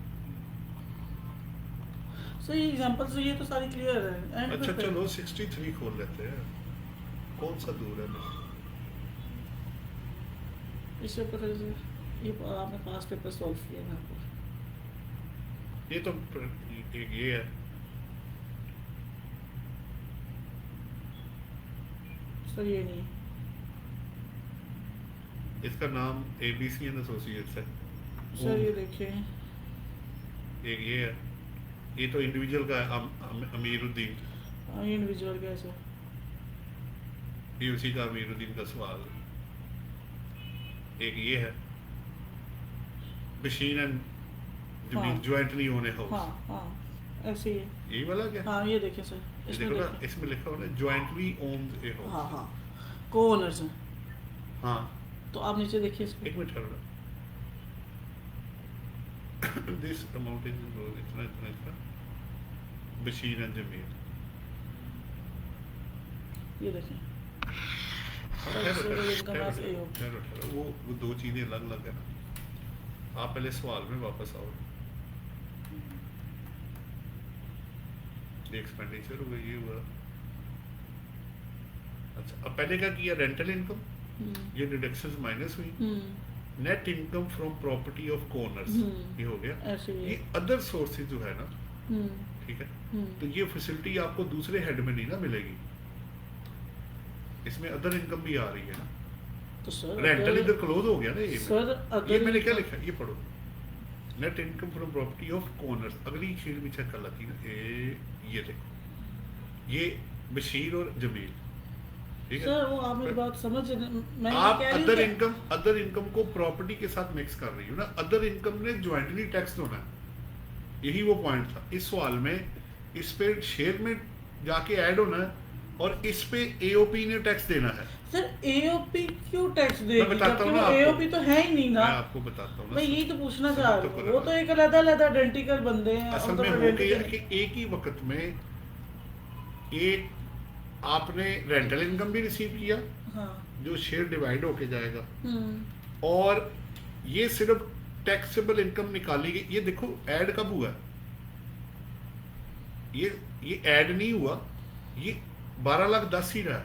ये मैंने यही वाला ये फार्मूला गलत लिखा हुआ, यहाँ पे बी ही आना है, ये 12,10,000 ही है। टोटल टैक्सेबल इनकम भी 12,10,000 ही है, ये अलग रहा, आप मेरी बात लिखा नहीं हुआ है समझ लेकिन आगे अमाउंट नहीं गई। आप मेरी बात नहीं समझ रहे। मैं ये पूछ रही हूँ कि आप इसको एओपी क्यों कंसीडर करना चाह रहे हैं, मैं ये पूछना चाह रही हूँ। क्योंकि ये प्रिंसिपल जो आप बेनिफिट उठाना चाह रही हैं वो रेंटल इनकम के लिए है, बिजनेस या अदर इनकम के लिए नहीं है। अगर दो बंदे हाँ, इनकम फ्रॉम अदर सोर्स में जाके अगर दो बंदे वो करेंगे तो वो कलेक्टिवली टैक्स लगेगा। वो कलेक्टिवली टैक्स लगेगा। यही वो एक ही वक्त में दो इनकम आ गई है ना, एक रेंटल है, इस तरह 39 रेशियो देखो ना पीछे क्या थी, ये थी 75-25, ठीक है। अच्छा जब मैं इधर गया, जब देखो ना यहाँ पे कोई टैक्स नहीं लगा 17-39 पे, नहीं लगा, इसका 12-10 आ गया, ठीक है। अब देखना,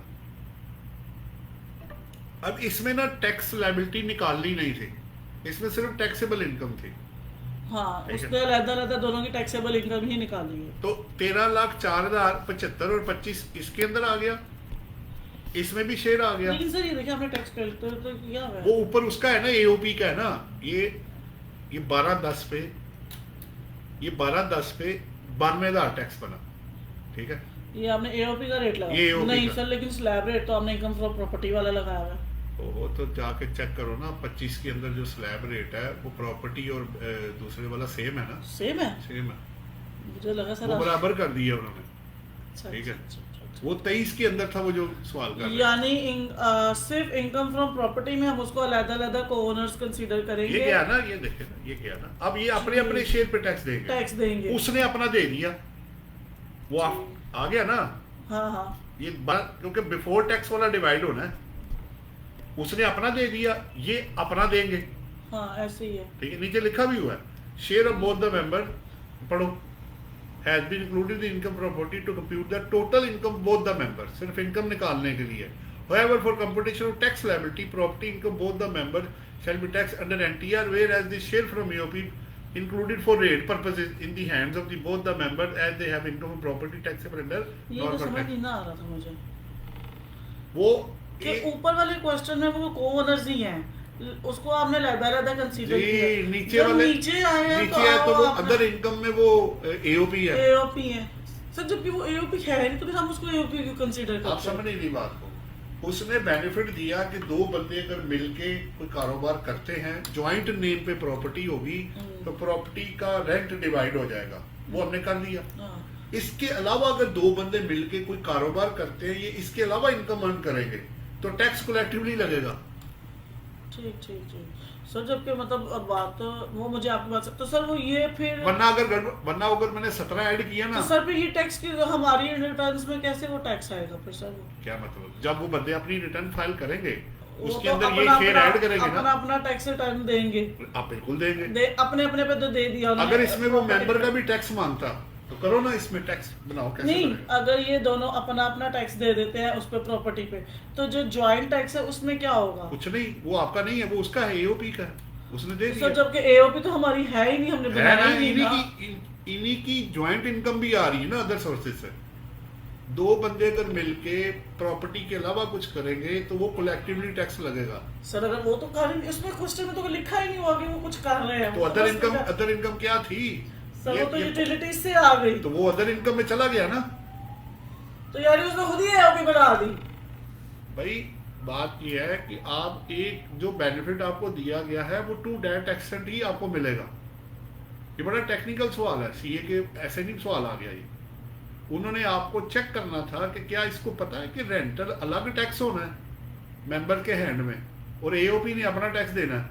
अगर मैं आपको कहूँ मुझे मेंबर का भी टैक्स निकाल के दो तो फिर आप क्या करेंगी? इस 13(4) में ये इस पे देगा, समझ आ रही है? ये इस पे देगा, उसके बाद एओपी का शेयर माइनस हो जाएगा, टैक्स जो बन निकलेगा क्योंकि एओपी ने टैक्स दे दिया वो ऊपर। ये रेट पर्पज के लिए ऐड किया जा रहा है। टेक्निकल क्वेश्चन है ना, एक स्टेप आगे चला गया कि रेंटल के अलावा अगर इनकम होगी, अब रेंटल को भूल जाए, ये अदर इनकम है इनकी या बिजनेस इनकम है, टैक्स कैसे देना है? कलेक्टिवली। फिर 66 सेक्शन नहीं अप्लाई होगा। 66 सेक्शन है to the extent of rental income. अब ठीक है, हाँ समझ आ गया। टेक्निकल चीज है ना, बड़ी अच्छी चीज है, बंदे का कॉन्सेप्ट क्लियर करती है। यही चीज मैं क्योंकि ऊपर वाले क्वेश्चन में तो सर ने अलग किया हुआ है, इसमें जाके सर इसको एओपी क्यों लिख रहे हैं? इसी को तो वो टेस्ट ऑफ नॉलेज कहते हैं ना, कि अब आपसे वो टेस्ट करना चाह रहा है कि आपको पता है कि ज्वाइंट होगा तो क्या होगा अगर अदर इनकम आई तो। ठीक सर है, नहीं ना पता था वो, इसीलिए तो आपसे पूछ। तो चलो कोई नहीं, हो गया ना। हाँ जी, हाँ जी, आवाज आ रही है जी? ये बिल्कुल जी सर सर आ आ रही रही है सर। सर इनसे पूछ ले, कोई सवाल है तो आप कर सकते हैं। हेलो, कोई सवाल है सर मैं आपको करता हूँ, क्वेश्चन करता हूँ। जी? है कोई क्वेश्चन आपका?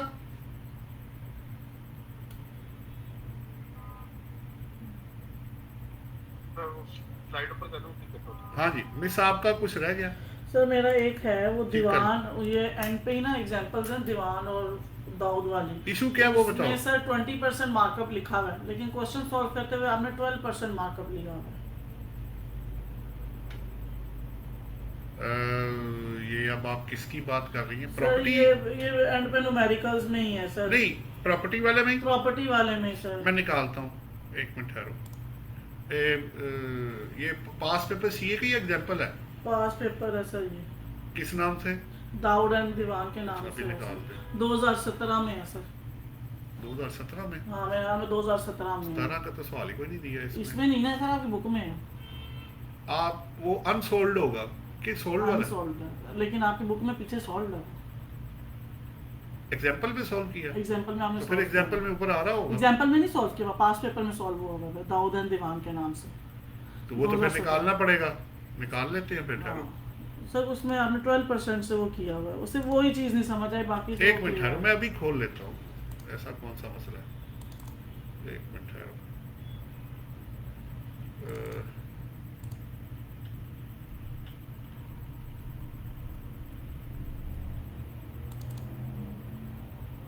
ये आ गया। और ये कौन सा है? 2017 का पास पेपर का हाँ, है? 2017 सीए फाइनल का ही है? Yes, CA sir. इंटर मतलब जो सीए के एग्जाम में है। Yes, sir. चलो निकालता हूँ, एक मिनट किधर गया? Final test return solve. हाँ ये आ गया। 2017 का नंबर बताओगी कौन सा?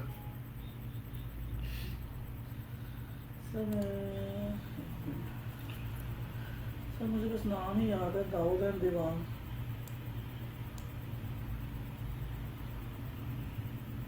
वो ठीक है, निकल आएगा, वो भी तो सर्च हो जाएगा। खैर मसला तो कोई नहीं।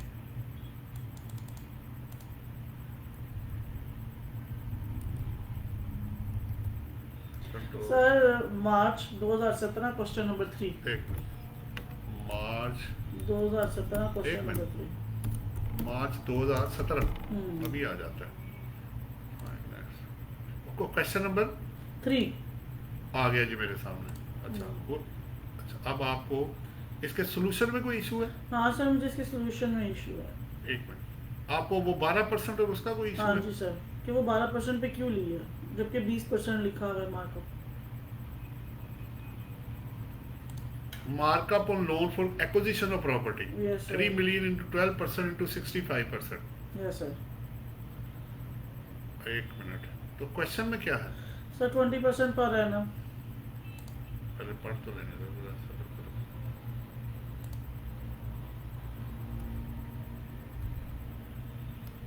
एक minute. On first January purchase bungalow इतने का, अच्छा। और फिर उसने कहा to raise funds that is borrowed 3 million cash from Samim who is lending money in the rate of 20%, ठीक है।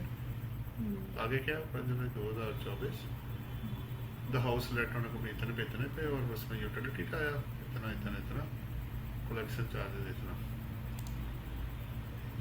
12%। मार्च 2017 लिखा तो 20% हुआ है। यस सर, यही तो बात है। एक minute, loan markup on loan की income from taxable income from property है, ठीक है। दूसरी तरफ भी 12% गया है। हाँ जी सर। एक मिनट सबर करो, 20% markup on loan for acquisition of property 12% पे 12, ये लगता है रेट का वो गड़बड़ हो गई है। चलो अच्छा, हो सकता है फिर एप्लीकेशन में उसकी आना तो 20 ही चाहिए था। 20 चाहिए ना सर? 20 चाहिए था सर मैंने 20 से क्वेश्चन सॉल्व किया। ठीक है आपका सर ये आप ठीक कर लेना। वो हो सकता है उस वक्त रेट में कोई गड़बड़ हो गई है, ये भी नोट कर लो, फिर कर देंगे इसको जी। 20 पे ले आप, ठीक है, 20 पे जिस लेना। पे जितने पे मार्कअप आया उतने पे ले आप। और सर इसमें कोई- देखिए नीचे इसमें आपने क्यों एओपी नहीं लिखा पे? किसमें की बात सर है? इसमें भी तो इनकम फ्रॉम अदर सोर्स है और 2 अलग-अलग बंदे हैं। एक मिनट ठहर जाओ, तो वो उस बंदे की इनकम अदर सोर्सेज होएगी ना, जब ज्वाइंटली अर्न करोगी तो तब आएगा ना। हो सर ये दोनों ही तो अर्न कर रहे हैं। भाई अब देखो ना, देख लेते हैं। सर दोनों ने ज्वाइंटली बंगला परचेज की है। हाँ तो रेंट आ गया ना, रेंट भी आ गया और इनकम रेंट शेयर हो गया। रेंट शेयर हो गया। सब्र करो ना, और इनकम फ्रॉम अदर सोर्स आ गई। वो भी चेक कर लेते हैं। सर आप मुझे घुमा रहे हैं। एक मिनट सब्र करो ना, पहले चेक तो करने दो। 12 मिनट ऊपर पढ़ ले, किधर है? अच्छा, कॉन्फर्ज the house let out to a company annual rent inclusive of इतना for utilities cleaning and security for providing services Dawood and Diwan पे इतना। एक मिनट सब्र करो, मैं बताता हूँ। आप फिर ना आप जेन में रखो, इस सर, केस तरह में तो हम घूम जाएंगे। मैं बताता हूँ आपको, चक्कर ये है, दो चीजें डिफरेंट है। अगर आप इस सवाल में, फिर वही बात है, इसमें टैक्स लायबिलिटी नहीं निकाली गई, टैक्सेबल इनकम निकाली गई। सर उसमें चेक करो। टैक्सेबल इनकम ही निकाली गई है। आपका शेयर जो आना है एओपी से, वो आपके हैंड्स में टैक्सेबल है ना। इसमें तो यानी सर इसमें भी एओपी का रेट लगेगा यूटिलिटीज में? बिल्कुल लगेगा, जब वो आपसे टैक्स लायबिलिटी पूछेगा। अगर वो इस क्वेश्चन में टैक्स इसमें नहीं पूछा ना उसने। अगर वो पूछता तो फिर यहाँ पे हम ये तो फिर आप क्या करती, देखिए शेयर तो फिर भी आना है, शेयर बिफोर टैक्स आपकी इनकम में आना है एओपी से, वो आपकी इनकम में ऐड होना है। वो मेंबर्स की इनकम मुझसे पूछ रहा था, समझ आ रही बात? एक तरीका क्या है, दो चीजें, सिचुएशन डिफरेंट है ना। उस सवाल में भी उसमें एओपी का टैक्स उसने मांगा, इसमें नहीं मांगा उसने। तो उसने एओपी का टैक्स तो मांगा ही नहीं। निकाला ना हमने उसके अंदर, तो हमने निकाला लेकिन उसने मांगा नहीं। ताकि आपको समझ आ जाए ना, इसलिए निकाला वो। अगर उसमें मैं टैक्स ना निकालता, सिर्फ उसी को ही डिवाइड कर देता, तो फिर कॉन्सेप्ट क्लियर नहीं होना था। आपने कहना था जी बस वो जाके ऐड कर दें, खत्म। ऐसे नहीं है। जब आप पूरी बात करें ना, रेंटल ले जाना है मेंबर के शेयर के अंदर, मतलब डिवाइड हो जाना है, और ये वाला बिफोर टैक्स जो होगा वो रेट पर्पस के लिए ऐड होगा और एओपी अपना टैक्स जमा कराएगी। इसमें भी हुई है स्कूल बिल्कुल ही होएगा, लेकिन चूंकि इसके अंदर एओपी का टैक्स नहीं कैलकुलेट हुआ, तो उसमें भी बिफोर टैक्स ही 12,10,000 ही पूरा डिवाइड हुआ। अब सर ये जैसे ये हाँ जी। इसका है दीवान दाऊद की इनकम है 18,56,400, ये इस पे इनकम देगा अपने अब क्या है? हाँ जी, मैं बताता हूँ इसको। एक एक पहले पहले एक चीज कर लो ना। दाऊद की आप इनकम जो शेयर आया है उसमें से खर्चे माइनस करके उसकी रेंट 15,44,400 उसकी नेट रेंटल इनकम बनी है। 18। ठीक है। हाँ ऐसे ही है। उसके अंदर जो शेयर है हम्म। वो बिफोर टैक्स वाला लेना होता है, जरा देर में रखना। एओपी से जो शेयर आएगा बिफोर टैक्स वाला, ठीक है। वो ऐड कर दिए। यानी अगर मैं आपको इसी सवाल में कहूं कि मुझे इसकी टैक्स लायबिलिटी निकाल 4,80,000 को हम जो 75% है वो 65 और 35 65% है वो हम ठीक उसमें है। ऐड करते अब मैं हैं। आपसे एक और सवाल करता हूँ, आपका कॉन्सेप्ट क्लियर हो जाएगा। मुझे इसमें टैक्स लायबिलिटी निकाल के दो, इसी सवाल में। सर अब आपको पता क्या करना पड़ेगा? 15 आपको पहले लाख 480 पे 480 जो है ना बेसिकली हाँ जो आ रहा है Income from other वो पहले देखो। वो सर वो तो एग्जाम्प है नहीं वो ठीक, पहले देख लेते हैं। हाँ जी, वो अब उस पर टैक्स नहीं होगा ना, क्योंकि वो एग्जाम्प है। वो बिलो टैक्सेबल लिमिट है। हाँ ना ठीक है। अब अगर वो बिलो टैक्सेबल लिमिट हो ना तो उस शेयर पे फिर मेंबर टैक्स पे करेगा। अब ये इसकी इनकम में आके ऐड हो गया। हाँ जी सर इसकी इनकम बन गई 999,600। ठीक है सर ठीक है, ठीक है। तो इस पे इसने देना टैक्स और उसने देना है, उसकी भी देख लो। सर ये दूसरे तो चालाकी हो गई ना। चलाकी नहीं है, वो कहते हैं अगर एओपी टैक्स देगी तो मेंबर में रेट पर्पज के लिए ऐड होगा, लेकिन अगर एओपी ने टैक्स ना दिया तो फिर मेंबर ऐड करके सर ये चालाकी है ना सर। ये स्मार्टनेस है अगले की, भाई पैसा लेना अगले ने। सर ये चालाकी है। एक इनकम पे 2 दफा टैक्स नहीं है ना, पर इसमें तो एक दफा भी नहीं हुआ। सर वो तो बस अब उसकी इनकम कम थी बस ना। फिर ऐसे ही कानून यही कहता है, मजबूरी है। तो सर इसमें हम बहस नहीं कर सकते उससे। नहीं बहस कर सकते। रिटर्न में जब फीड करेंगी वो ऑटोमेटिक 999,600 पे टैक्स और सर मैंने आपसे ये पूछना था कि हमें क्या मतलब अगर एक बंदे के जैसे ढेर सारी इनकम्स हैं तो उस पर कौन सा रेट अप्लाई होगा? मतलब सैलरी से भी इनकम आ रही है, उसकी बिजनेस भी इनकम आ रही है, उसकी प्रॉपर्टी से भी आ रही है। अच्छा, तो फिर कौन सा स्लैब रेट? अच्छा सवाल है आपका। और फिर देखिए पहला सवाल ये है, आपको ये तय करना है कि ये सैलरीड इंडिविजुअल है या नॉन सैलरीड है। सैलरी का तो पता लग जाएगा कि वो 75% से ऊपर हुआ तो अदरवाइज फिर नॉन सैलरी वाला है, हाँ नॉन सैलरी वाला। नॉन सैलरी है तो फिर नॉन सैलरी पे स्लैब रेट अलग है। उसमें जितनी मर्जी इनकम हो स्लैब रेट वही होगा। वो स्लैब वही चल रहा है। 56 लाख से ऊपर जाओगी तो 45%। चाहे वो इनकम फ्रॉम प्रॉपर्टी है, चाहे इनकम फ्रॉम अदर सोर्स है, बिजनेस से है। अगर वो सेपरेट ब्लॉक में ना गया, मिनिमम टैक्स में ना गया, तो नॉर्मल स्लैब उसका यही लगेगा उसको। ठीक हो नॉन गया, सैलरी वाला। नॉन सैलरी वाला। ठीक ठीक ठीक सर अब मुझे क्लियर हो गया सर। हाँ। चैप्टर क्लियर हो गया। चैप्टर आपका। हाँ जी, ऑनलाइन आप लोगों का कोई सवाल है? हेलो, वो कट गया, इसको दोबारा वो लिंक भेजना पड़ेगा। ठहरो मैं दोबारा भेज। और सर एंड एक मिनट है, ठहरो। नहीं वो मैं सवाल नहीं पूछी आपने ना। इधर एक एंड पे 2-3 पेजेस की वो नहीं। इंपॉर्टेंट नोट्स लिखे वो भी हैं, करता हूँ, उसमें सब्र करो पहले। 2-3 चीजें नहीं। पहले उनको लाइन पे तो ले लूं। मिस सब्र तो करना यार। सर ये बड़ा टेक्निकल पॉइंट है। जी बड़ा, इसलिए सीए के पेपरों में आया हुआ है। इतनी आसान चीज वो देते तो और चाहिए क्या फिर बंदे को। हाँ सर ये तो ऐसे है। आप समझे ना चीज को। लेकिन सर सीए वालों ने भी पढ़ा भी तो होगा ना उस लिहाज से, उस बस part फिर of ये view अब से। मेहनत आपकी, हर बच्चे की अपनी मेहनत है ना जी, किसी को रोका तो जा नहीं सकता।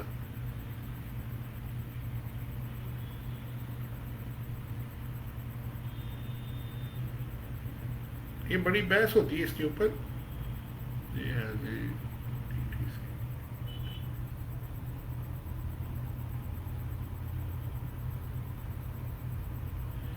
न्यूमेरिकल पे जाके तो बंदे को पता लगता है ना फिर। ये तो है सर। TTC के बाद SPR। और सर एक चीज मैंने आपसे ये पूछनी है कि जैसे अब एक बंदे ने आपने मतलब एक एग्जांपल में है कि ये 1 अगस्त से घर किराए पे चढ़ा तो वो बनते हैं 11 महीने। जी ठीक है, लेकिन साथ ही उसने ब्लाइंडली किया कि उसने पूरे साल का रेंट एडवांस में रिसीव कर लिया। हाँ तो ठीक है, फिर अगला 1 महीना एडवांस में जाएगा ना एंड वाला। समझ आ रही बात? क्या मतलब सर? भाई मैं आपका 11 महीना इस्तेमाल करता हूँ, पैसे 12 माह के दे देता हूँ आपको। हाँ। तो मैंने एक एडवांस में दे दिया ना आखिरी महीने का। जब 11 माह गुजर जाएंगे तो वो हाँ। आपकी इनकम है। समझ आती बात? तो सर रेंट तो हम अक्रूवल बेस्ड भी तो लेते हैं ना। हाँ, तो 11 माह का बुक तो कर लिया आपने। अगर इस्तेमाल ही 11 माह किया तो 11 माह की रेंट बुक करेगी ना आप, रिसीव्ड और रिसीवेबल। सर लेकिन हमें 12 माह का मिला ना, तो मैं आपको जुलाई का रेंट भी दे दिया आगे, तो वो मैं किधर जाऊंगी वो सर? एडवांस में रहेगा आपकी वेल्थ के अंदर। वो एडवांस में लेगा, वो इनकम में नहीं आएगा। इनकम तो तब बनेगी ना जब मैं घर आपका इस्तेमाल करूंगा, ऐसे थोड़ी है। और मैं आगे आपको लिंक चेक कर लो। सर मेरा नेट बंद हुआ है। ठीक ठीक ठीक, यानी इसमें हमें कंफ्यूज करने के लिए लिखा है ये लाइन।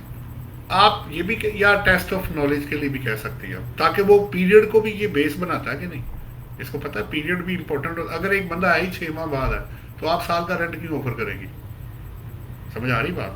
नहीं सर, उसने हमें खुद ही दे दिया ना, receive 1 year rent in advance. जी जी, वो फिर पीरियड चेक करना पड़ेगा ना, कब से कब तक है।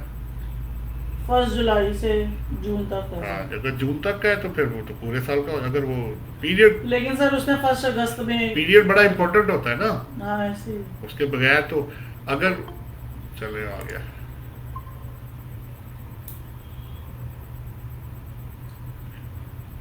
हाँ जी, आपका कोई क्वेश्चन अब है?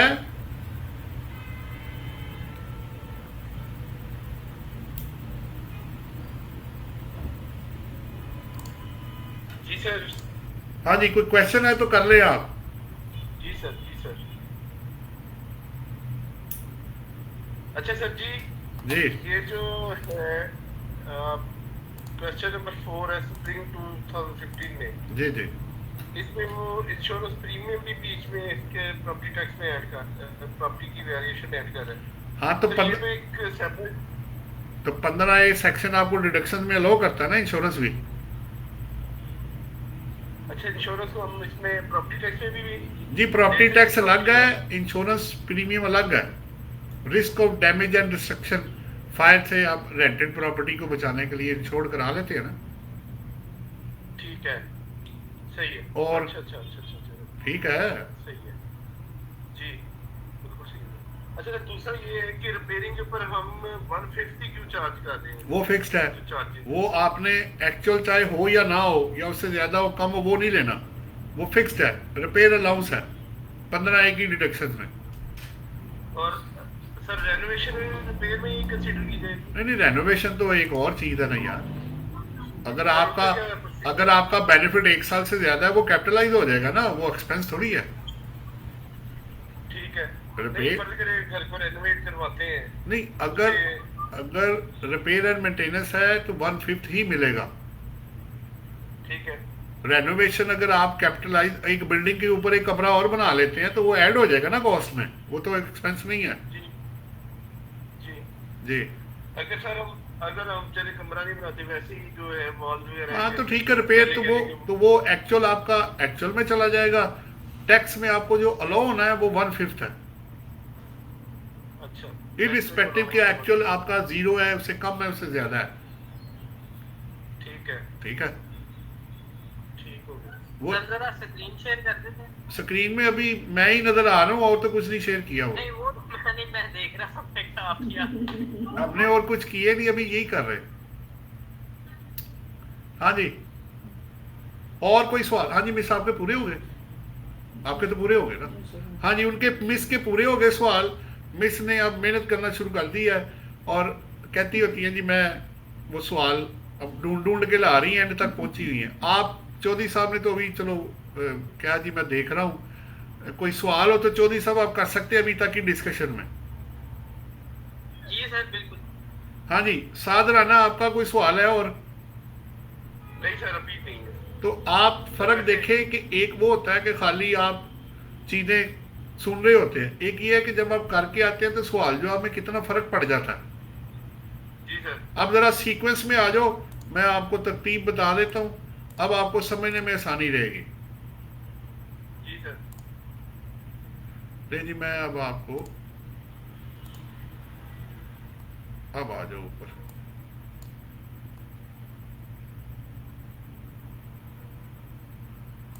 ये है जी स्कोप आपका सारा। प्रॉपर्टी इनकम वही जो आपने पढ़ा, अभी दिखाता हूं। 15, 16, 68 करते करते आप एंड तक जाएंगे। ये आपकी जी टैक्स लाइबिलिटी है, पहला टैक्सेबिलिटी है, रिसीव्ड सैलरी रिसीव्ड बेसिस पे, रेंट रिसीव्ड और रिसीवेबल बेसिस पे, अदर देन एग्जाम्प्ट के, यानी अक्रूवल बेस पे टैक्स आएगा। पहले 2 पॉइंट कर लेना, फिर आप शेयर कर लेना। प्रॉपर्टी अगर पाकिस्तान के अंदर है तो वो पाकिस्तान सोर्स इनकम बनेगी, रेंटल इनकम, और अगर बाहर होगी तो वो फॉरेन सोर्स इनकम बनेगी। आपने इन दोनों में से कोई क्वेश्चन करना है तो आप कर सकते हैं, बल्कि मैंने आपको रेंट और रेंट चार्जेबल टैक्स भी पढ़ा दिया। इस स्लाइड में से कोई सवाल करना है तो आप कर सकते हैं। सेक्शन 15 ऊपर कोटेड है। अच्छा मैंने आपको चारों पॉइंट दे दिए, 1.1, 1.2, 2.1 और 2.2 भी। सर ये क्लियर है सर। हाँ जी, चले क्वेश्चन नंबर 22 भी है, वो भी पूछना है। वो फिर एंड पे रख लेते हैं ठीक है। आप नोट कर लेना, MCQ है सर। नोट कर लेना। अच्छा जी, आगे चले फिर। Yes sir. जी सर। चौधरी साहब ठीक है जी सर जी बिल्कुल ठीक है। जनाब, तसल्ली की ना कीमत कोई नहीं होती, वो आपको मेहनत करके करनी भी होती है और करवानी भी होती है। अच्छा, आपको स्क्रीन क्योंकि सर वो मेरे पास ये चलो ठीक नहीं, है, जरूर। इधर होता है। अच्छा जी, आगे देखो अब फेयर मार्केट वैल्यू रेंट की। ये सब इधर आ जाओ। जी सर, मुझे क्लियर नजर आ रहा है।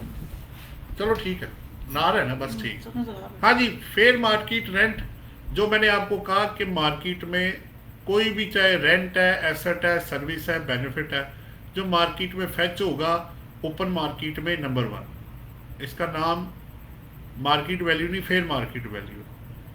और अगर आपकी सर हाँ जी, कोई इशू है? सर इसमें एक थर्ड पॉइंट पे सर जो आ रहा हूँ भाई, अभी तो पहला तो कर लेने दो ना, अभी तो मैंने पढ़ाया भी नहीं, अब आगे चले जाओ। फेयर मार्केट वैल्यू अगर नहीं भी डिटरमिनेड होती तो आप उसको कैश में कन्वर्ट करेंगे, फिर ये नहीं कहेंगे जी मैंने टैक्स नहीं देना। तीसरा फिर ये है कि where the fair market value is not ordinary sustainable, तो determined by commissioner in and revenue है, वो डिटरमिन करवाएंगे वैल्यूअर से, एक्सपर्ट से बुला के। अब यहाँ तक कोई क्वेश्चन है तो कर लो। Fair market value, sir okay. और ये क्यों दी जाती है? ताकि लोग ट्रांजैक्शन को रियल वैल्यू से अंडरस्टेट ना कर दें।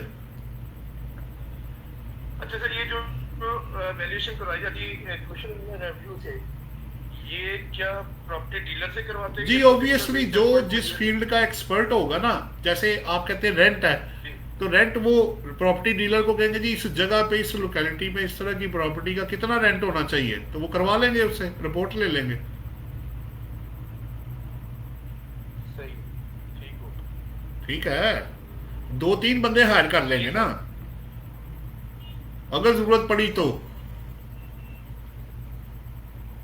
वो एक्सपर्ट की बंदे हायर किए जाएंगे? जी, वो एक्सपर्ट की सर्विसेज हायर कर सकते हैं ना, लॉ में उनके लिए सेपरेट सेक्शन अवेलेबल है। नहीं तो सर इसके फिर जो चार्जेस डाले जाएंगे वो क्या ऐसे? देखें, अगर तो ऑडिट करना है, ऑडिट अगर करना है तो ऑडिट के पैसे क्लाइंट देगा। ठीक है। ठीक है, हम सही है। हम करते नहीं है ना, तो वो पैसे क्लाइंट पे करेगा, वो एफबीआर नहीं पे करेगा, वो एफबीआर नहीं पे करेगा। स्पेशल ऑडिट जब होगा तो। ठीक है, सर करवाया FBR रहा तो पैसे भी क्लाइंट पे तो आप अगर सही डिक्लेयर कर देती तो जरूरत ही ना पड़ती। वो ये कहते हैं आगे से, अगर टैक्स आप कन्विंस कर देंगे जी आप कुछ भी करना चाहे मसला नहीं है, हम सर हमने तो अपनी तरफ से सही जमा करवाया तो होगा। वो कहते जी आपने गलत दिया है, तो फिर आपको ओपन सर ओपन तसल्ली तो उन्होंने करनी है, तो वो पैसे तो लगाए। करानी आपने है ना। आप उनको ये कहेंगे जनाब मेरी चीजें बिल्कुल ठीक है, अगर आपको कोई डाउट है आप वैल्यूअर अपॉइंट कर दे, पैसे हम दे देते हैं, तो कर ले चेक आके, हमने तो ये पूरा तो दिया। गलत बात है, पैसे उनको देने चाहिए ना सर। टैक्स तो फिर वो हिडन भी, तो अगर वो सही होता तो आपकी बचत है। वो कितने पैसे ले लेगा? असल तो टैक्स अमाउंट है भाई, ऑडिटर की फीस मिलियंस ऑफ रुपीज है, तो वो लाखों हजारों लाखों देके तो आपकी जान छूट जाएगी। समझ आ रही बात? आप बड़ी चीज को बचा रही है ना कि भाई हम झूठ नहीं बोल रहे। आपको चाहिए ना ऑडिटर, तो ले लो भाई, आप उसको आके चेक फिर करो। तो आप अपने ऑडिटर से भी तो करवा सकते हो। नहीं, वो इंडिपेंडेंट होना चाहिए ना ऑडिटर, किसी का वो सबऑर्डिनेट या दूसरा वो एसोसिएटेड ना हो। ठीक। ओनर है जी आगे, ये वैसे जजमेंट में से आया हुआ है कि ओनर ऑब्वियसली लैंड का और बिल्डिंग का अलग अलग भी हो सकता है। ये कॉन्सेप्ट बेसिकली इस सर्कुलर के थ्रू जो है ना, ठीक है, तो ये क्लियर किया गया है। तो हर कोई अपने जो शेयर पे होगा वो टैक्स पे करेगा। अगर कोई सवाल आप पढ़ना चाहते हैं तो पढ़ ले, वरना आगे चले। ये ALV का क्या मतलब? एनुअल लेटिंग वैल्यू पहले, सर, फिर जो मार्केट। land और building सर, सर ये ना आप बिल्डिंग एक मिनट, ये क्या कह रहे हैं सर, लैंड और बिल्डिंग के ओनर कैसे कैसे सेपरेट हो सकते हैं? भाई? जमीन मेरी है, कंस्ट्रक्शन आपने कर ली, कोई पाबंदी है क्या मुल्क में? लेकिन सर वो फिर क्या? ओनरशिप नहीं आ गई। हाँ तो ठीक है, ऐसे ही है। एक प्रॉपर्टी के दो मालक नहीं हो सकते। बिल्कुल हो सकते हैं। तो फिर तो मैंने कहा जी मेरे पास जमीन है, सुनो ना, मेरे पास जमीन है, आपने कहा जी मिलके ना ऐसे करते हैं, मैं कंस्ट्रक्शन मैं कर लेता हूँ, रेंट आधा आधा कर लेंगे। तो सर, हाँ अच्छा चल ठीक। ठीक है, कोई पाबंदी तो नहीं है ना, नहीं सर, पाबंदी लोग कर रहे हैं भाई इस तरह। मैंने कहा भाई जमीन मेरे पास है, ऊपर लगाने के लिए मेरे पास कुछ नहीं है। उसने कहा जी वो मैं लगा देता हूँ। आप हाउस बिल्डिंग फाइनेंस कारपोरेशन से भी लोन ले सकते हैं, किसी को पार्टनर भी बना सकते हैं, अपने पैसे लगा सकते हैं, चॉइस आपकी है। सर जब लैंड के ऊपर बिल्डिंग बन गई, वो तो फिर बिल्डिंग कंसीडर की जाएगी ना सर? हाँ, नहीं लैंड अलग रहेगी, बिल्डिंग अलग रहेगी ना, क्योंकि पैसे आप दोनों के अलग अलग है ना। ए ने 1 करोड़ लगाया, बी ने ऊपर 1.5 करोड़ और लगा दिया, जी। एग्रीमेंट हो गया आपस में। आपने उसको पार्टनर बना लिया ना। अगर लोन लिया होता तो सारा कुछ आपका होता, फिर तो टाइटल आपका है ना, लैंड एंड बिल्डिंग दोनों आपके हैं। सही। आपने उसको पार्टनर बना लिया। सॉरी आपकी बात काफी फेसबुक पर जी जा रहा है जी, ऐसा ही है। हाँ जी चले आगे। जी सर, जी सर। हर कोई अपने अपने हिस्से का जिम्मेदार होएगा ना, ठीक है। अगर आप लोन लेके लगाएंगे तो फिर ऑटोमेटिक लैंड का ओनर बिल्डिंग का भी ओनर बन जाएगा, यही लिखा हुआ है। हाँ जी। लेकिन अगर आप एग्रीमेंट साइन कर लेते हैं कि पैसे लगाओ, रेंट आधा आधा कर लेंगे, सही है। भाई कोई पाबंदी तो नहीं है ना। नहीं सर, फिर चलो आगे चले। Yes sir. चौधरी साहब चलिए आगे। जी बिल्कुल सर, आगे चलें। बिल्कुल सर। लो भाई, लैंड एंड बिल्डिंग जो है, लैंड का वो कहता है जी ओपन प्लॉट्स हो सकते हैं, प्ले ग्राउंड हो सकते हैं, गार्डन हो सकते हैं, बसेज हो सकते हैं, buses stand, cattle shed etcetera. इसी तरह बिल्डिंग है, वो थिएटर है, स्विमिंग पूल है, स्टेडियम है, रेजिडेंशियल हाउसेज है, ऑफिस है, स्टोरेज है, फैक्ट्री है, म्यूजिक हॉल है, थिएटर हॉल्स है, इन्स है, lecture halls and other public auditorium use for cinema and stage show. तो उन्होंने एक वाइडर कॉन्टेक्स्ट में आपको लैंड एंड बिल्डिंग को जजमेंट्स ने डिफाइन कर दिया।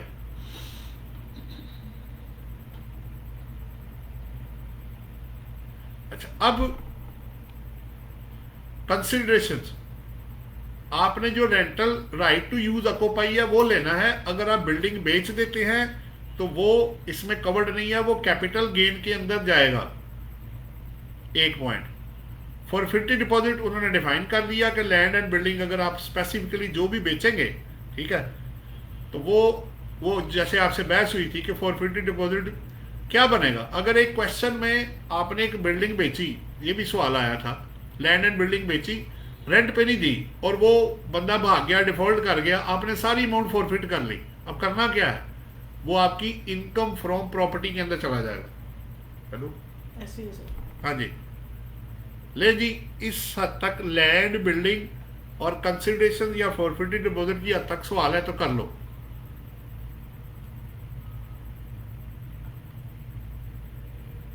हेलो, आवाज आ रही है जी? जी सर, आ रही जी है, सर, जी मुझे आ रही है। तो बताओ ना फिर। ओके आगे चले। जी सर, आगे चलिए। जी सर। हो गया भाई दूसरा, चलो आगे चलते हैं। चले जी, अब प्रैक्टिकल एग्जांपल आ गई। ये अब एग्जांपल है कि रेंट रिसीव हुआ है, मंथली रेंट 15,000 है, 1 जुलाई से शुरू हुआ है और 1 लाख रुपया नॉन एडजस्टेबल एडवांस आया है। तो 15,000 ज़रा 12 तो रेंट है और 1 लाख का 10% ले लो। लो भाई, ये आपके सामने जवाब है। आपको कोई एतराज है तो बात कर लो, क्योंकि इसमें फेयर मार्केट रेंट नहीं गिवन, तो ओबियसली इसी को ही हार लेके उसमें 110 जो है वो ऐड कर दिया और आपका आ गया रेंट चार्जेबल टू टैक्स। लेकिन इसमें से डिडक्शन अभी माइनस होनी है, जरा ध्यान में रखना। ये gross rent chargeable to tax है।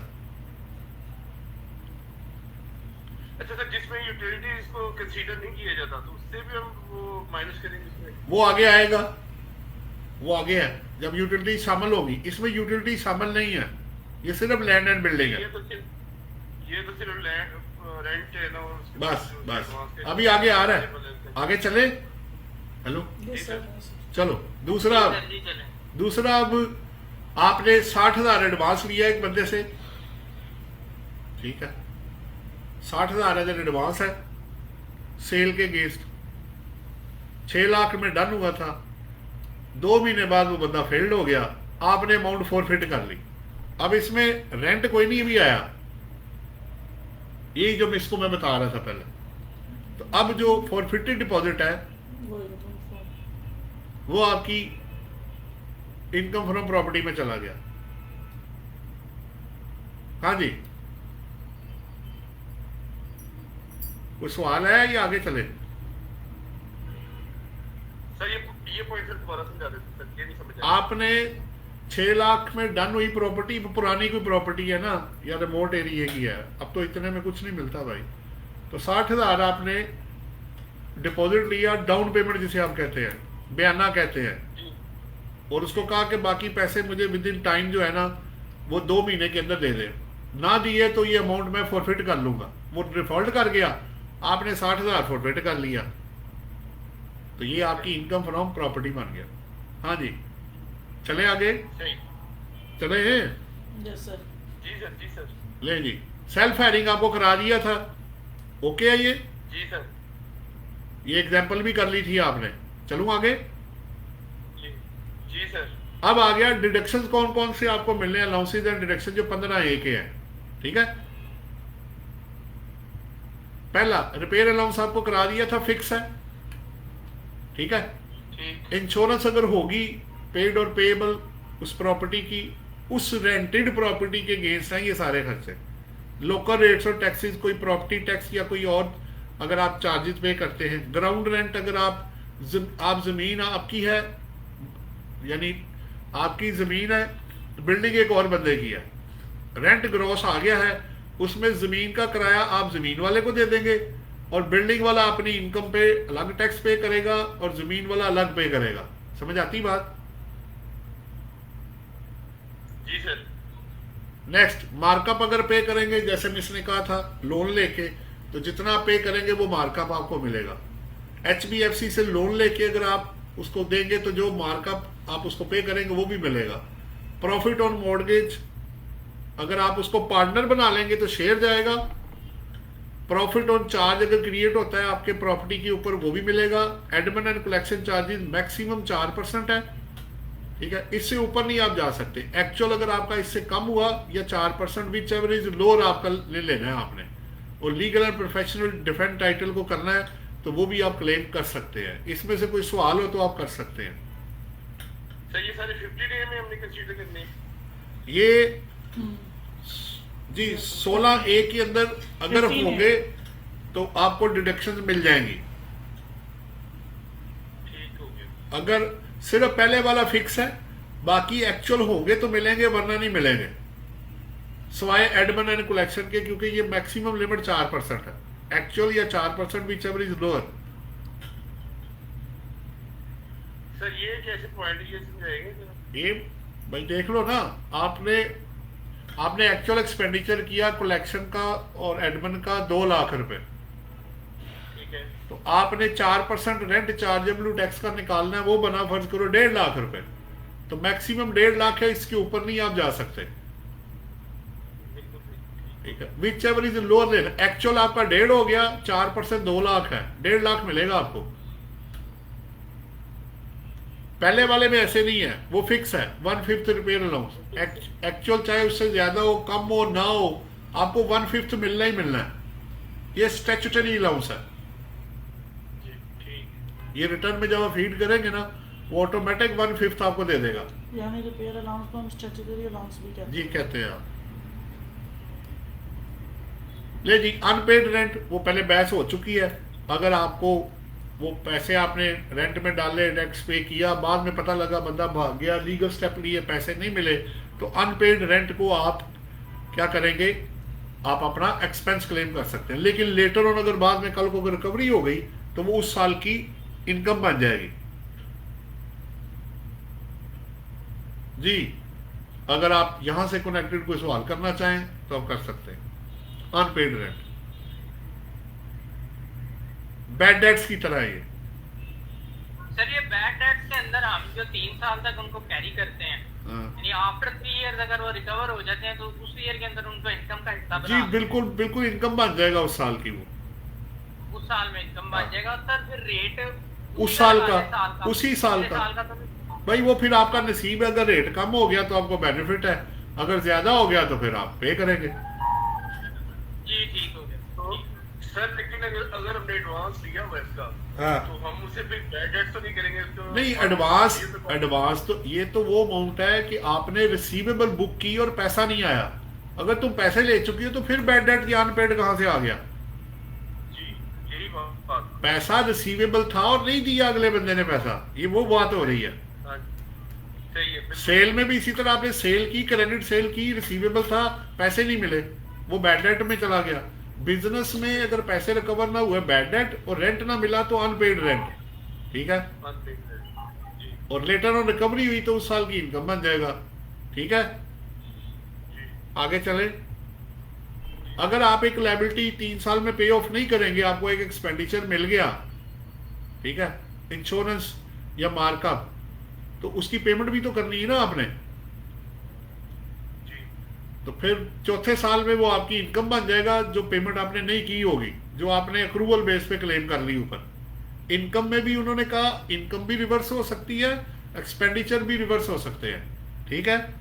फिर जब आप पे करेंगे, जिस तरह इनकम रिकवरी हुई तो बाद में पार्शल या फुली पेमेंट अगर हुई, जिस साल में होगी उस साल में खर्चा मिल जाएगा आपको। और आखिरी इसका है लिमिटेशन ऑन सर ये अलाउंस आईएफपी का मतलब income from property. Income from property. Sir please आप पहली स्लाइड पे सारे एब्रीविएशन जरूर लिखा करें। जी वो भी है। Any expenditure allowed to a person. अच्छा, अब जो खर्चे आपने क्लेम करने हैं तो 15A के, ठीक है, ये जो आपको सारे मैंने ऊपर दिखाए थे, जी जी जी सर। ठीक है, उसके ऊपर 21 सेक्शन जो है, ठीक है, अगर आपने इस हेड में क्लेम कर लिया तो किसी और हेड में वो एक्सपेंडिचर क्लेम नहीं होगा, क्योंकि 2 दफा तो माइनस नहीं ना करना आपने। और प्लस उस पर 21 सेक्शन की कंप्लायंस भी करनी है, यानी जहां क्रॉस चेक है, टैक्स काटना है और सपोर्टिंग डॉक्यूमेंट है, वो अब ऑब्वियसली उसकी कंप्लायंस आप करेंगे। वरना अगर ना हुआ तो फिर आप वो एक्सपेंडिचर क्लेम नहीं कर पाएंगे। जिस तरह सेक्शन 41 क्या कहता है कि कौन कौन से एक्सपेंडिचर डिसलो हो सकते हैं बिजनेस इनकम के अगेंस्ट, और वही प्रिंसिपल उसने प्रॉपर्टी के ऊपर भी लगाया हुआ है। जी, कोई सवाल है तो कर सकते हैं आप।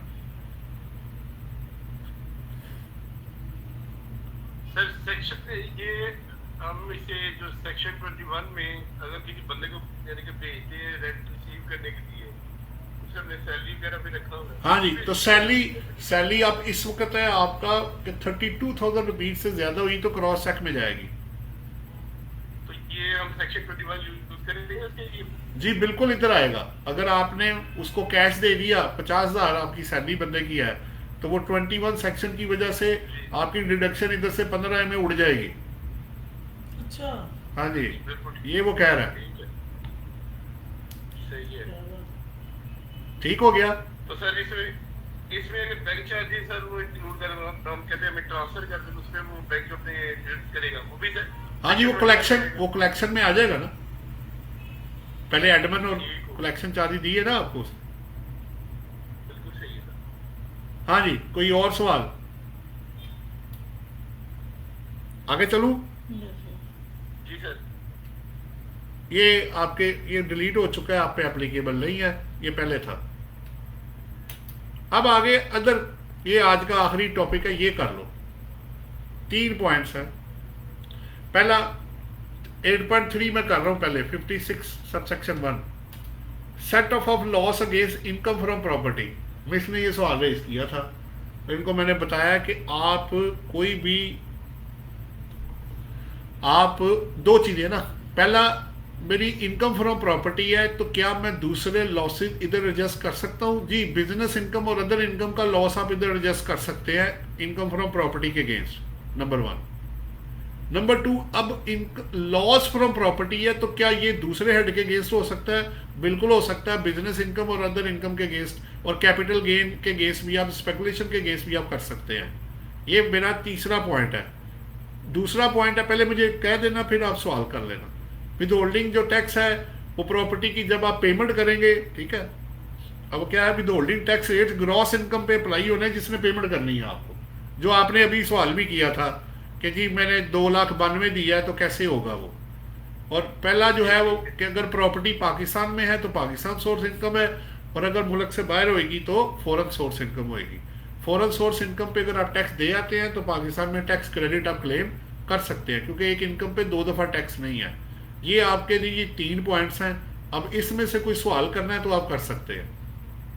सर रेंट इनकम में हम स्पेकुलेशन कैसे कंसीडर करते हैं, वो क्या? नहीं, मेरे कहने का मतलब है कि अगर बिजनेस इनकम में लॉस हो गया है तो वो, या स्पेकुलेशन लॉस हो गया है, बिजनेस इनकम के अंदर 2 लॉस होते हैं ना, एक बिजनेस, एक स्पेकुलेशन, एक नॉन स्पेकुलेशन, ठीक है। सर स्पेकुलेशन कैसे होगा, वो नहीं सर समझ, वो कैसे? स्पेकुलेशन बिजनेस इनकम के अंदर 2 चीजें शामिल है, एक स्पेकुलेशन है, एक नॉन स्पेकुलेशन है। सिट्टाबाजी है ना। जी जी सर, वही सर, कैसे? क्या मतलब कैसे, मैं समझा नहीं। सर मैं ये पॉइंट फॉलो कर सका, क्योंकि रेंट हमने इसमें हमारा सिट्टाबाजी के कैसे क्या सर? मैं बता, आसान कर देता हूँ और आसान कर, मुझे बिजनेस इनकम में 10 लाख का लॉस हो गया, बिल्कुल ठीक। रेंटल इनकम मेरी नेट है 5 लाख रुपए, हाँ जी, तो इस लॉस के अगेंस्ट आपका रेंट माइनस हो जाएगा। वो पीछे 5 लाख रह गया। हाँ जी, वो लॉस है, इनकम नहीं है, बिजनेस लॉस था। अब उल्टा कर दो, इधर 10 लाख रेंटल इनकम है, बिजनेस लॉस 5 लाख है, जी तो बाकी रेंटल इनकम 5 लाख पे टैक्स देना पड़ेगा। हाँ जी ठीक है। ये बताने की कोशिश की जा रही थी, अच्छा ठीक है। ठीक है। सर इस लाइन का क्या मतलब है? किस स्लाइड का 155 वाले का? क्या लिखा हुआ है? Withholding tax rate on income from property provision relating to deduction of the tax out of the payment of rent. कहता जी विदहोल्डिंग टैक्स रेट्स और income from property provisions relating to deduction of tax out of payment of rent. देखे ना, वो 155 section ये कहता है कि जो ग्रॉस रेंट आपने पे करना है ना, अगर उस पर टैक्स काटना है तो काट के तो बाकी पेमेंट आप करेंगे। फिर मसलन आपके 10 लाख पे लग गया 2 लाख टैक्स, जो काटना है उसमें, किसने काटा? जिसने पे करना है 155 सेक्शन में पे करेगा ना वो देने वाला भी होगा ना आपको पैसे। हाँ, अगर वो विदहोल्डिंग एजेंट हुआ तो वो काट के तो देगा। वो काट के आपको पैसे देगा। वो काट के देगा और अगर ना, अगर वो विदहोल्डिंग एजेंट ना हुआ या उस पर टैक्स काटना ना हुआ तो वो ग्रॉस अमाउंट दे देगा आपको। और ग्रॉस अमाउंट पे हम टैक्स लगा देंगे। वो तो फिर आपने अपनी डिडक्शन माइनस करके करना है ना। और सर अगर वो काट के देगा तो फिर हम क्या करेंगे? उसका क्रेडिट आपको बाद में मिल जाएगा। वो हम फिर उसको एडजस्ट करेंगे वहाँ जी, पे बाद कि में इसका टैक्स हम दे जी चुके जी हैं। जी जी जी वो जो जितने भी कटते हैं उसकी बाद में आपको वो एडजस्टमेंट मिल जाती है। ठीक, उसी साल एडजस्टमेंट मिल जाएगी। जी ऐसा ही है जी। कोई और सवाल है जी आपका? सर चले सर, आगे चले। ठीक है, ये रेट्स हैं, ये तो आपको दिखा दिए थे 25 के।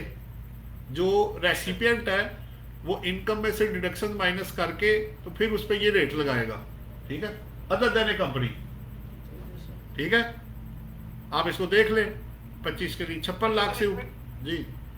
सर इसमें से भी जो टैक्सेबल इनकम है उसमें से हम जो है अब हमारे 15A के जो एक्सपेंसेस है वो माइनस करके, जी ऐसे ही है, जो नेट आएगा और कोई इनकम हुई तो उसको भी जमा करके टैक्सेबल को, तो फिर ये स्लैब रेट चेक किया जाएगा, अप्लाई किया जाएगा। बिल्कुल। अगर आप नॉन सैलरीड पर्सन हुए तो, वरना सैलरी के, वरना सैलरीड के रेट से अलग है। सैलरी के रेट अलग है। वो रेट्स अलग है, ठीक ये है। सिर्फ बिजनेस इनकम के लिए। ये नॉन सैलरीड पर्सन के लिए है, ठीक है। ठीक है, ठीक है जी। जी सर, ठीक हो गया। अब ये 10 नंबर पॉइंट है कि ये आपको लगेगा कि इनकम फ्रॉम प्रॉपर्टी है, लेकिन वो कवर्ड दूसरे हेड में है। कुछ एग्जांपल्स आपको दी गई हैं कि नजर आएगा शायद इनकम फ्रॉम प्रॉपर्टी है, लेकिन वो इनकम फ्रॉम प्रॉपर्टी नहीं है। अगर आप हेडिंग में देता हूँ, फिर बाद में डिस्कस कर। अगर आप अपनी building together with plant and machinery rent out करेंगे, फ्लोर मिल जैसे है, तो वो अदर इनकम में जाएगा। अगर टेनेंट सब लेट कर देता है प्रॉपर्टी, एक टेनेंट ले, क्योंकि वो ओनर नहीं है, तो उसको जो रेंट आएगा वो इनकम फ्रॉम अदर सोर्सेज में आएगा। अगर आप provision connected to amenity utility जो आपको बताया था, अदर इनकम में जाता है। प्रोविजन फॉर आगे ग्राउंड रेंट है, और जो ये ग्राउंड रेंट ना लॉन्ग टर्म लीजेज में इस्तेमाल होता है। अगर वो आपको मिलेगा 99 ये लीजेज वाला, तो वो इनकम फ्रॉम अदर सोर्सेज में है। मैं आता हूँ वापस फिर। Provision for use of exploitation of property, अगर प्रॉपर्टी से कोई चीज़ एक्सट्रैक्ट हो जाती है, यानी नेचुरल रिसोर्सेज या कोयला या कोई तेल निकल आता है, तो वो इनकम फ्रॉम अदर सोर्सेज में है। Building use as store house, अगर आप एग्रीकल्चर लैंड के पास एग्रीकल्चर चीज़ों को सेव करने के लिए यूज़ करेंगे, तो वो एग्रीकल्चर इनकम में आएगा, वो रेंटल इनकम में नहीं आएगा। और आखिरी है कि amount received over and above non adjustable advance, आपने 10 लाख जमा कराया था, आपको 15 लाख मिल गया, तो जो ओवर एंड अबव अमाउंट है वो आपकी इनकम फ्रॉम अदर सोर्सेज में आएगा, और 1/10 पे तकसीम करके तो आप उसको अपनी इनकम में ऐड करेंगे, जो कि टेनेंट ने पहले दी होगा। अब इसमें से अगर आप कोई सवाल करना चाहें तो आप कर सकते हैं। हाँ जी, कोई सवाल तो नहीं आपने, इसका कोई नहीं। आप जी चौधरी साहब कोई सवाल हो? नहीं सर जी, मेरा नहीं। मैं हाँ जी सर ये तो 15 का 3A and 39A sir, 1 2 3 4 fourth line में सर 4.10.3 10.3 जो है सर प्रोविजंस वाला यूटिलिटी नहीं 10.3, यस यस सर ये बता रहे ठीक है। हैं। तो ये वही है ना, अम्यूनिटीज एंड यूटिलिटीज अगर आपकी अंदर शामिल हैं, जैसे बिजली, फर्नीचर, फर्निश्ड हाउस, गार्ड, बाकी सर्विसेज भी होती है ना।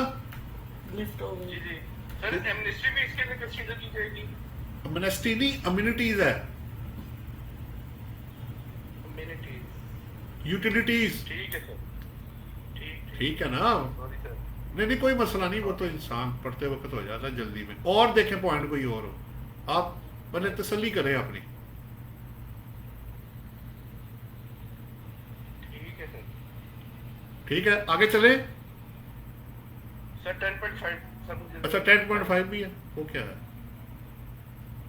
Sir natural resource. अगर उसमें से कोई चीज एक्सट्रैक्ट हो जाए, देखे ना, आपने जमीन रेंट पे दी है, यहां से कोयला या कोई और चीज बरामद हो जाती है, जी तो अब किसकी होगी? जिसकी भी होगी उसकी इनकम फ्रॉम अदर सोर्सेज बन जाएगी, वो रेंट तो नहीं है ना। जी ये ठीक है। और सर वो तो हमसे गवर्नमेंट नहीं ले लेती। वो तो डिपेंड करता है ना, केस टू केस बेसिस, ठीक है। वो तो बहस एक अपनी, वो तो गवर्नमेंट की जमीन में से निकलेगा, तो तब है ना। आप जो पानी लेती पंप लगा के, वो किसका होता है? वो नीचे जमीन से जो आ रहा होता है, तो आपका घर है ना, तो आपको नलके का बिल नहीं आएगा, आप हैंडपंप यूज कर लो, लोग करते।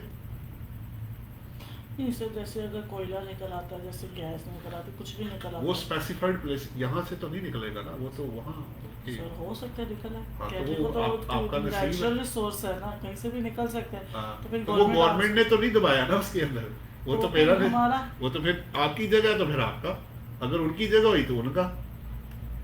अच्छा यार, वो फिर आपसे ले नहीं सकते।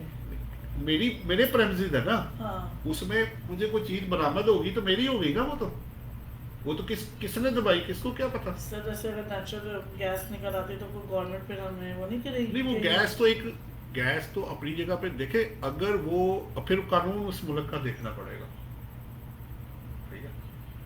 क्या उस मुल्क का कानून उस चीज की परमिशन देता है? नहीं, हमारा मुल्क तो नहीं देता। नहीं देगा तो फिर वो उसका हो गया। गवर्नमेंट का हो गया। पहले सबसे पहले लीगल पॉइंट, बाकी बातें बाद। हमारा मुल्क तो नहीं देता सर, इतना अच्छा तो नहीं है हमारा भाई मुल्क। मैं कह रहा हूँ ना, अगर अगर परमिशन है तो आपका, अगर नहीं है तो फिर उसका। हम क्यों बहस कर रहे हैं? पहला पॉइंट ही यही है। आप काम कर रही हैं, मैंने पहले ही सवाल करना, मिस आप इलीगल काम तो नहीं कर रही? आप कहेंगे नहीं जनाब, देखे मैंने क्या करना, मैं ये मेरी शोरूम है मेरा लेडीज का, मैंने कौन सा इलीगल काम किया? अच्छा इलीगल हो गया, अच्छा अब आप टैक्सेस पूरे पे कर रही हैं, वो एक अलग सवाल होगा। पहला सवाल ये होगा कि आप अब मेरे घर से गैस निकले, मैं अपनी पाइपलाइन बिछा के लोगों को गैस सप्लाई करता तो क्या उस मुल्क का जो स्टेट का कानून है वो आपको परमिशन देता है ये करने की? यही वो बात है। पहले लीगल सवाल होता है, उसके बाद दूसरी चीज। दो तीन जी मिसालें दूं छोटी छोटी। क्या कहा एक बंदे ने, कहता जी आप ना, मैं आपको तार डलवा देता हूँ, आप बिजली चोरी करें। मैं कहा भाई बात सुनो, मैं ना कम बिजली इस्तेमाल कर लूँगा, चोरी नहीं मैंने करनी, मैं इलीगल काम नहीं मैं करता। मेरा दरवाजा आके नॉक करे, भाई जान तुम बिजली चोरी कर रहे हो।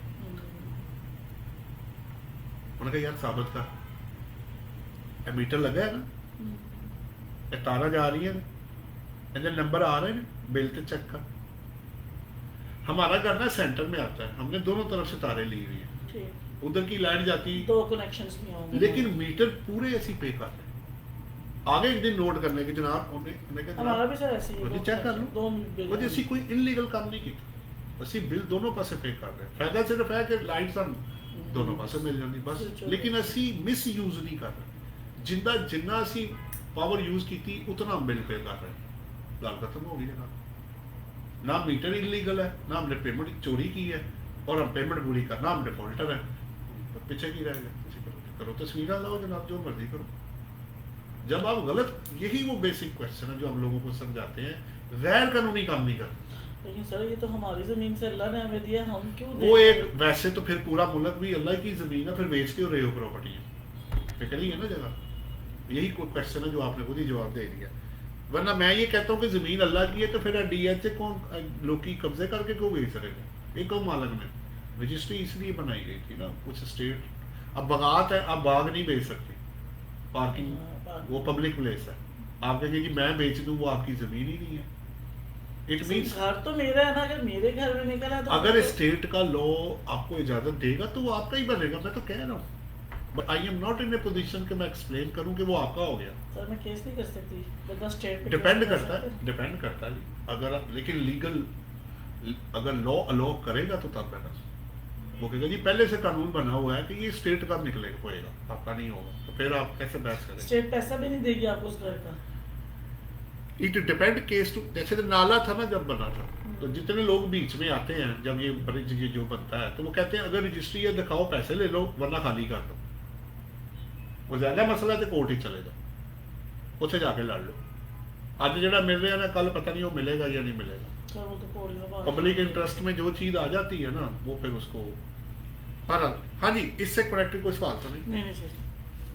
ये जी आगे मिसाल है, वो 4 और 5 यूटिलिटीज को अंदर ऐड किया गया, और यूटिलिटीज को हमने उसमें से माइनस कर दिया। अब आपके लिए होमवर्क ये है कि भाई आप लोगों ने ये जितना आपको कराया है, इसको और अच्छे तरीके से आपने करना है। इससे पहले कि मैं क्लोज करूं, कोई सवाल है तो कर ले। हाँ जी मिस, अब क्लोज करने से पहले सर इसमें से नहीं है वैसे सर क्वेश्चन। ये 10.7 जो आप 10.7 ही था ना सर।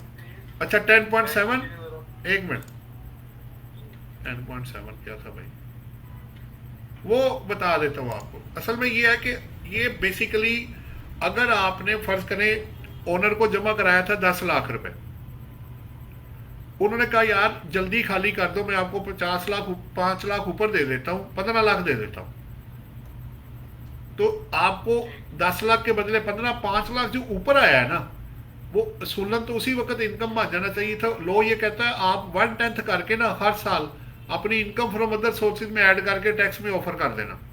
समझ आ गई बात? सर थोड़ा सा और क्लियर कर। आपने जमा कराया था 10 लाख, आपको मिल गया 15 लाख टेनेंट को, ये टेनेंट की बात हो रही है। 5 जी, तो 5 लाख को इमीडिएटली इनकम में जाना चाहिए था क्योंकि पैसे आ गए हैं, लेकिन लॉ फैसिलिटेट कर रहा है कि आप 10% हर साल ऑफर कर दे इनकम फ्रॉम अदर सोर्सेज में डाल के। टेनेंट की बात हो रही है, ठीक है? ठीक हो गया, ठीक हो गया। चले, और कोई सवाल जी? क्लोज करें अब? सर आप करें, मैं पूछूं? जी सर। क्वेश्चन ये नंबर मिस ने कोई सवाल करना है, आपने कोई करना है तो बता दें मुझे। सर मैडम का सर क्वेश्चन सब सुन लेते हैं। हाँ जी वो सुन लेते हैं, चलो जी बोले जी मिस साहब। आपने क्वेश्चन नंबर 22 भी लिखा हुआ था, repair charges and insurance premium paid by the individual shall be against rent chargeable to tax under NTR 1/5 is allowed. Sir insurance premium में तो 1/5 नहीं अलाउ होता ना। एक्चुअली पता क्या है, जी बिल्कुल नहीं होता, वो तो फिर एक्चुअल आप है। क्यों लिखेंगे इसमें? पता आपने नहीं क्यों, आपने ऑप्शन सी रखा हुआ है क्या 1/5 इज अलाउड। तो 150 मिल रहा है ना, सर 1/5 तो इंश्योरेंस प्रीमियम का तो नहीं ना मिलना। तो क्या लिखा सवाल में क्या है? Repair charges and insurance premium paid by the individual shall be dash against rent chargeable to tax under NTR. Option है allow as deduction, not allowed, 1/5 is allowed. तो सर इसका आंसर allowed as deduction नहीं होगा। नहीं, असल में चक्कर ये है कि जो आपने रिपेयर पेड किया वो तो मिलना ही नहीं, वो तो 1/5 मिलना है ना आपको। मिलना इंश्योरेंस लेकिन- एक्चुअल पे होगा। हाँ और तो फिर उसको हम उसको भी फिर हम 150 लगाएंगे। नहीं नहीं उसको नहीं 150 तो सर इसमें तो लगाना, जो आपने C option दो लिखा हिस्से है। करने पड़ेंगे ना। रिपेयर जाएगा 1/5 बेस पे, हाँ तो इंश्योरेंस इंश्योरेंस जाएगी एक्चुअल बेस पे। हाँ ऐसे ही है। असल में ये उन सवालों में से है जब मैंने जानबूझ के गलत बनाए थे, अच्छा। तो मैं पूछना चाहता था कि हाँ ये गलत है, अब आप बताएं कि सही क्या है। सही ये है कि मुझे 1/5 रिपेयर मिलना है ऐसे ही और इंश्योरेंस एक्चुअल मिलना है। एक्चुअल मिलना। तो सर अब इसका ऑप्शन क्या होगा? एक्चुअल तो मिल ही नहीं ना सकता आपको रिपेयर, क्योंकि वो तो 1/5 फिक्स हो गया। अब मैं इसकी ऑप्शन क्या लगाऊंगी? सी ही लगाऊंगी। सी के साथ ऐड करना पड़ेगा कि 1/5 फिक्स है और इंश्योरेंस एक्चुअल बेस पे। तो सर ये फिर आप बुक में लिख लें। जी आप मुझे नंबर बता देना, 7 और 22 आपने कुछ 7 कहा? और 22 ऐसे। एक मिनट ठहरो, अभी कर देंगे जी, ठीक है। और अब सवाल तो कोई नहीं रह गया। नहीं सर ये हाँ जी क्लोज करें जी फिर। हेलो, आप भी 7 और 22 नंबर चेक कर लेना भाई, ठीक है? MCQ नंबर है किताब में। जी ठीक है सर। चले अभी क्लोज करते हैं। अब आप और अच्छे तरीके से करें ताकि आपको प्रॉपर्टी इनकम आपका क्लियर हो जाए, ठीक है? जो बाकी का हिस्सा रह गया वो नेक्स्ट में फिर शेयर कर लेंगे, ठीक है? इंशाल्लाह। चले ओके, अल्लाह हाफिज। अल्लाह हाफिज, thank you sir. Thank you, अल्लाह हाफिज। चले जी मिस क्लोज करें। Yes sir. सर उनको चला गया होगा लेक्चर? ये मैं अब वही करने लगा हूँ। वो उनको मैं